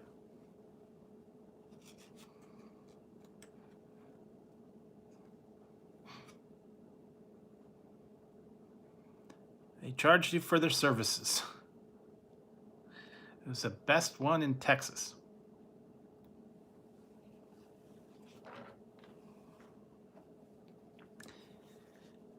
And it was not a big one. It was a little one.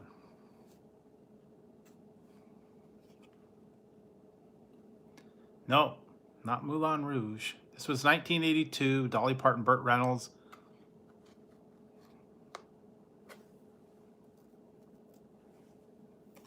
was the best little one in Texas.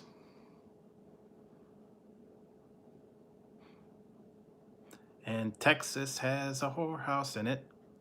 Texas has a whorehouse in it. Wow. You guys didn't see that one? Never saw the best little whorehouse in Texas?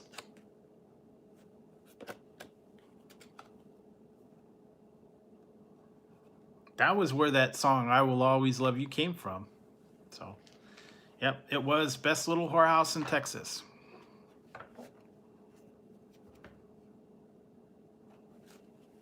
You did? I didn't see it.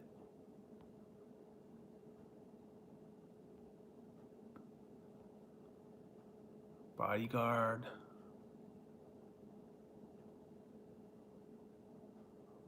No, I didn't see it up there.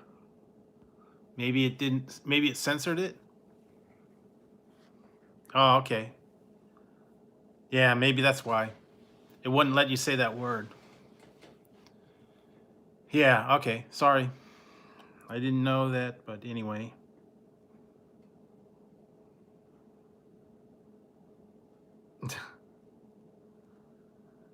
uh,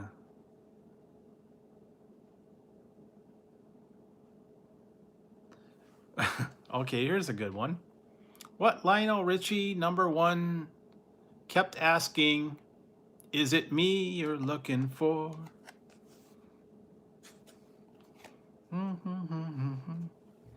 Da, da, da, da, da, da. Is it me you're looking for? When I call you on the telephone. Yeah, what #1 Lionel Richie song kept asking? Nope. Hello. Hello. Hello. Hello. Yes, it was hello. Is it me you're looking for? See it in your eyes. Hello. Oh, Lord.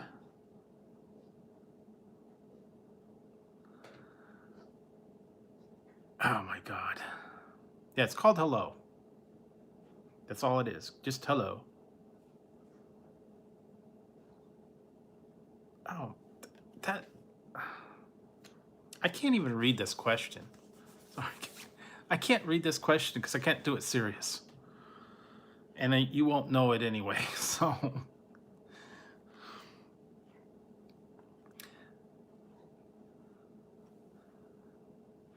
All right, I'll read the question, but I'm not going to spend much time on it because you probably won't get this one, and it's like weird. Where this name came from, I don't know, but okay, I'm going to read it. I'm just going to read it straight, and hopefully you guys won't laugh. It says, what sport lost its best U.S. woman player in 1986 when, get this name, Flo Hyman abruptly died during a game? Flo Hyman.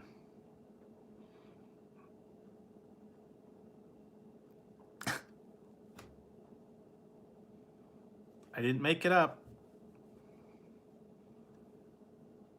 What sport lost its best U.S. woman player in 1986 when Flo Hyman abruptly died during a game?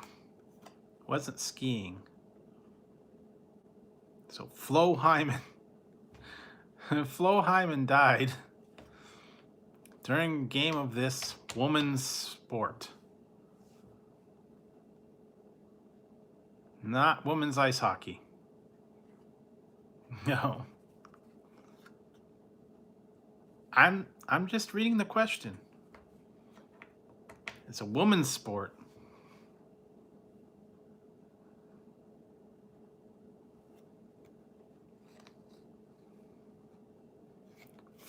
Yeah, it's volleyball. I don't know where they got that name, but she died during a game. It was in volleyball, so she died during a game.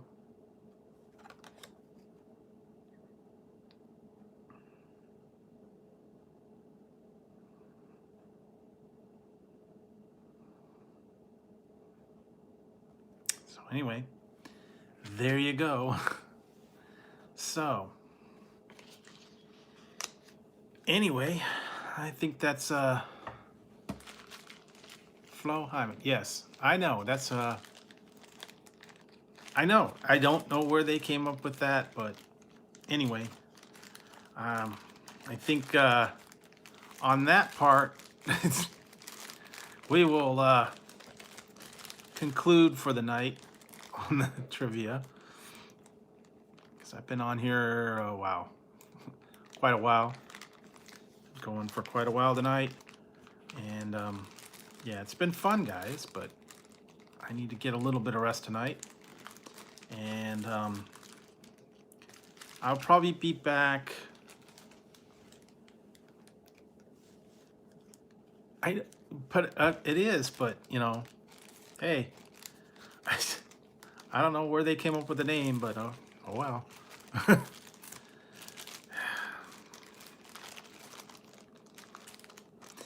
If her real name was Phyllis, that would even be funnier. Or Tara. Or Tara Hyman.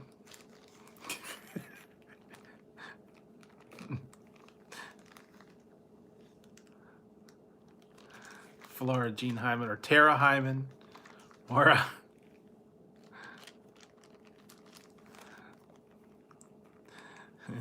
Phyllis Hyman. I mean, come on. Oh. Yes, or Phyllis Hyman or Tara Hyman. Phyllis Hyman, Tara Hyman. Yeah, there's a whole lot of ones. Oh, I don't know. But anyway, that was my fun Tata Hyman.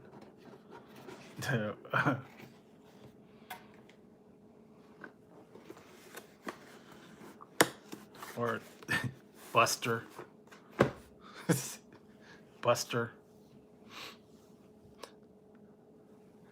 Buster Hyman.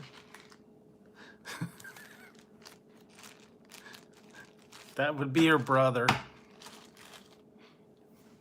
Buster Hyman would be her brother. I don't know.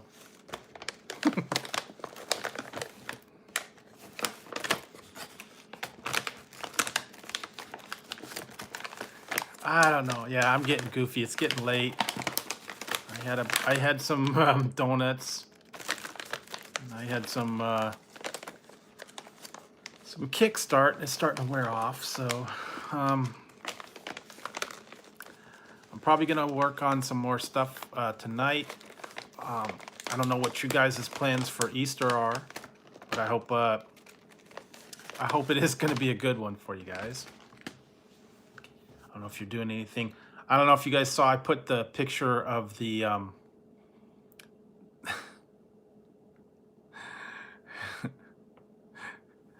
put pictures of my eggs that I did. I also had the little bunny that sings Happy Easter and all that stuff, so you guys could see that. But yeah, there's not any big thing. They want a Hyman. They want a Phyllis Hyman.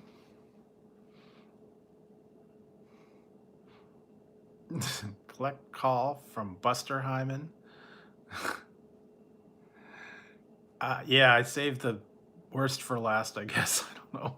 I didn't know. Take a rain check, yes. I'll have to Buster Hyman next week. After the holidays. I don't know. Yeah, well, I'm trying to get I'm trying to get off of this subject and onto something different. But you guys aren't going to let me do it. But anyway, so yeah, it was fun tonight. A lot of trivia. A little bit of fun. And trying to get you guys in a different spirit, you know, take your mind off all the craziness that's out there.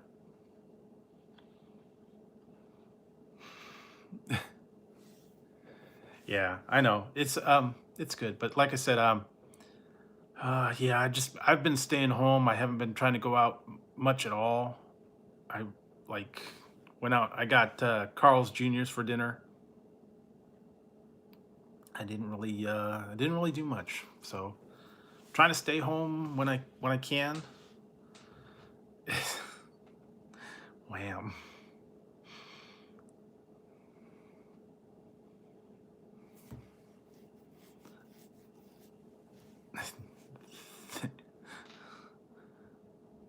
Man.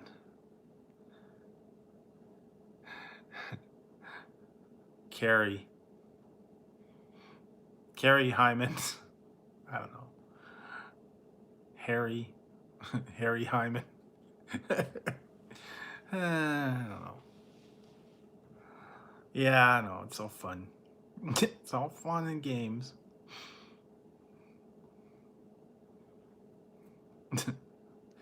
I don't know. Anyway, that was I bought this one a little while. It's 80s trivia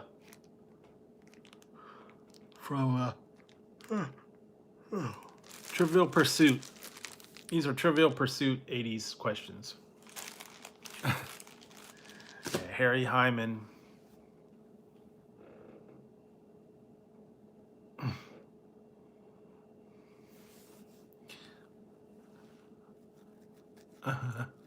Yeah, and then I don't know. There's all kinds of ones you could come up with now.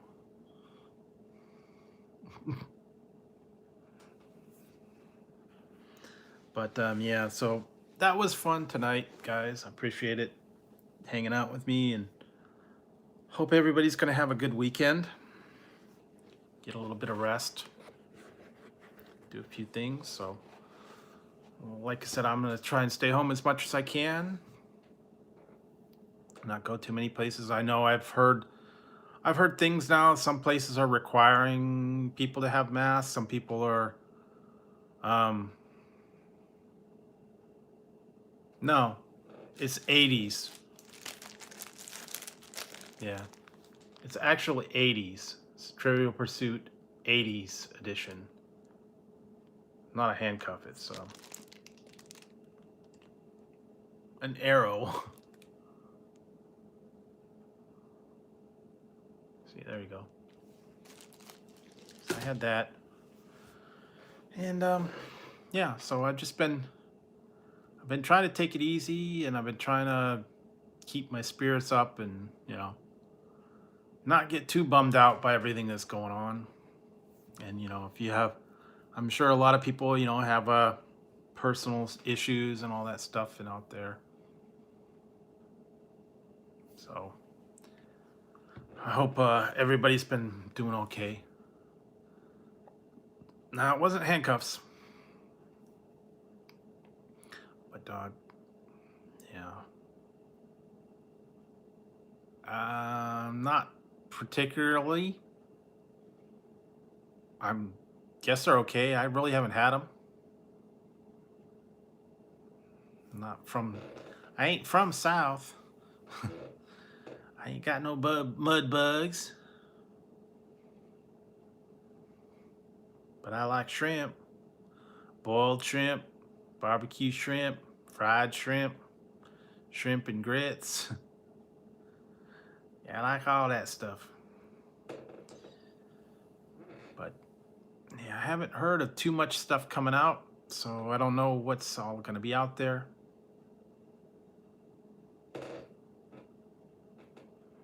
Yeah, I know. But that's what I said. I'm just hoping things will start opening up again, maybe somewhat get back to normal. Maybe they'll open a few places open. Well, at least get some of the things open. Yeah. Some of the things open that we kind of need, well, that aren't necessarily priorities, but that would be nice to have open again. Like, haircut salon, and, things for haircuts. I think the other thing is like eyeglasses and that kind of thing. Yeah. So I mean, I'd like to see that happen. And, start opening up eyeglasses and haircuts and all that other stuff. It would be nice. But, who knows? Whenever they'll get back to business. And I know we can't relax the whole social distancing and stuff, but maybe they can rethink things now and let us, do some things. But yep. So I did. I actually scored some. I scored some cup of noodles today. Got a bunch of cup of noodles. Made a last minute run and got about 5 or 6 boxes of cup of noodles. So, having trouble finding those. Oh yeah. Yeah, that's true. So I mean, they're helping with that. So hopefully it will start getting a little better, even if it's just a little bit.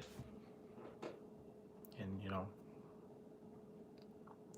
but I try not to watch too much of the news lately. And I've been watching a lot of old stuff, old '80s movies, comedies. What did I watch? Um, I watched one called Hot Dog the movie. That was back from the '80s. It was about skiing. I also what did I just watched right what the heck did I just watch? I just watched something like right before I came on here. I can't remember it now. It was an old yeah, Hot Dog the movie. And some of the old funny ones.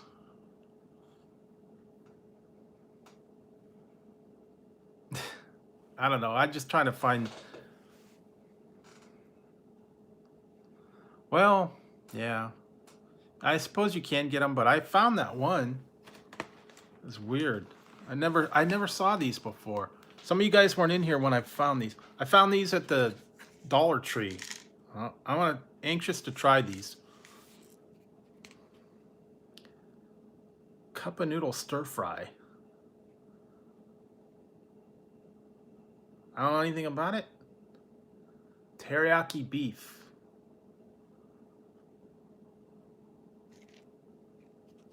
I found them at the Dollar Tree. So I will do a review on these, I guess. Sounds good. Curious to see how much sodium. Yikes.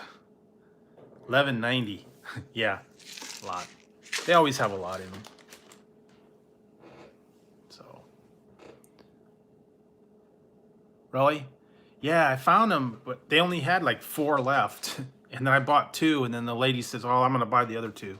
The checkout lady. I'm like, "Oh, well." Yeah, I found them at the Dollar Tree.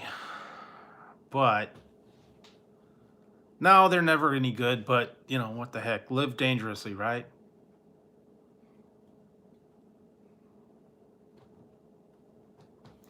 Yeah, I didn't that was the only flavor they had. So you can add your own spice to it, I guess, if you really wanted to.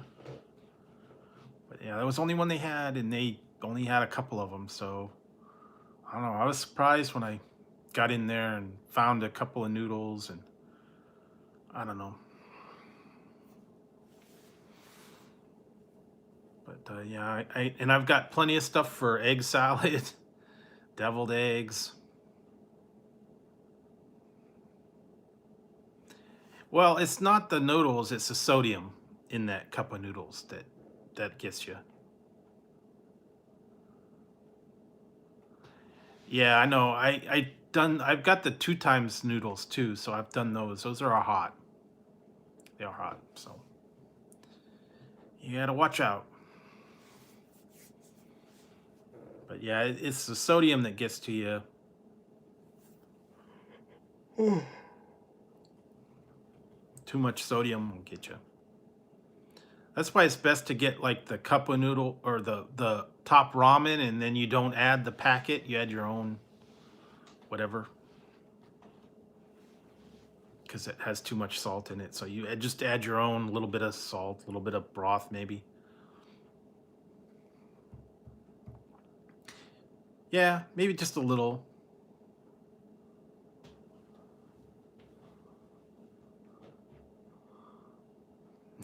Well, yeah, they got that over here, but yeah, I don't know. It was a little strange. I went out briefly today, and yeah, there was still a couple people out. I saw some people on the corner here. They were having a picnic in their front yard. I don't know why. They just decided to have a picnic.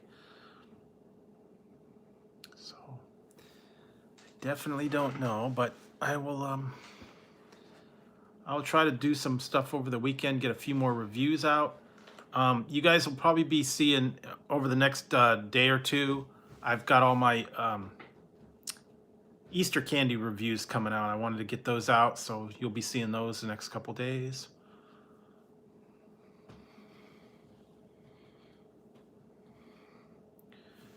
Just because I wanted to get rid of them and I wanted to do I have like the Peeps and I already did the one Peeps that tonight, and got some other stuff coming up, so you'll see some of those. And then I'm gonna see if I can get back to some other stuff. I got a bunch of other reviews that I had filmed ahead of time, so I'll be doing those as well. And I think Thursday they're coming out with a new Taco Bell, so I can go get that one on Thursday.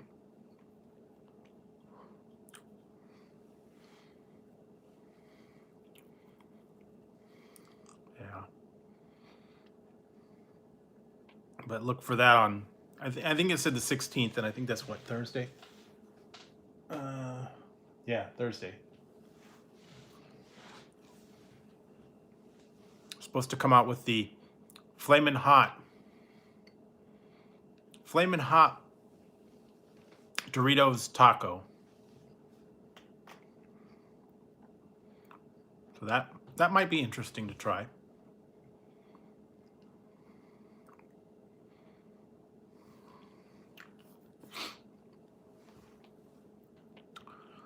But other than that, like I said, stay tuned for a bunch of other videos and the other stuff there. So I will probably be live again, probably Monday for sure.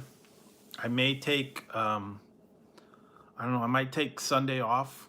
Maybe I'll do Saturday, or maybe I'll take Saturday off and do Sunday. I don't know. Eventually, yeah. I'll work on that. I'll put it up. Crunch and Munch versus Fiddle Faddle. It's nothing really spectacular, but it's just a fun little thing to do.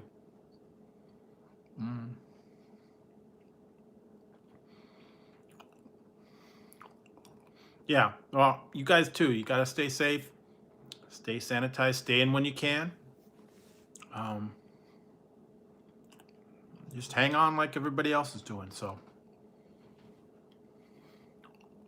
apparently, yeah, it's supposed to be Flamin' Hot Doritos Loco Taco. I think the other one was just, I don't know, fiery or hot or something like that. I don't know. But I've heard it's coming out on the 16th, so some places might already have it. Sometimes they get them early. Annoying Ian, he's already tried it.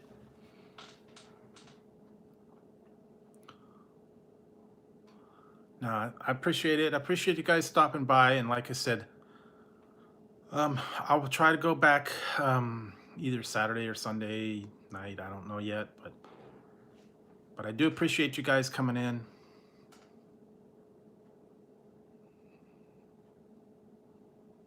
No, I saw what it is the shell is actually red. So anyways, guys, I'm gonna wrap it up for tonight and let you guys get to sleep, and I'm gonna get a little bit of sleep. So hope everybody has a great weekend if I don't catch you between now and then. And yeah, stay safe, stay sanitized, and stay out of trouble. So anyways, guys, I'll catch you on the next one, and have a great night, everybody. Stay safe. All right. All right. Good night, guys.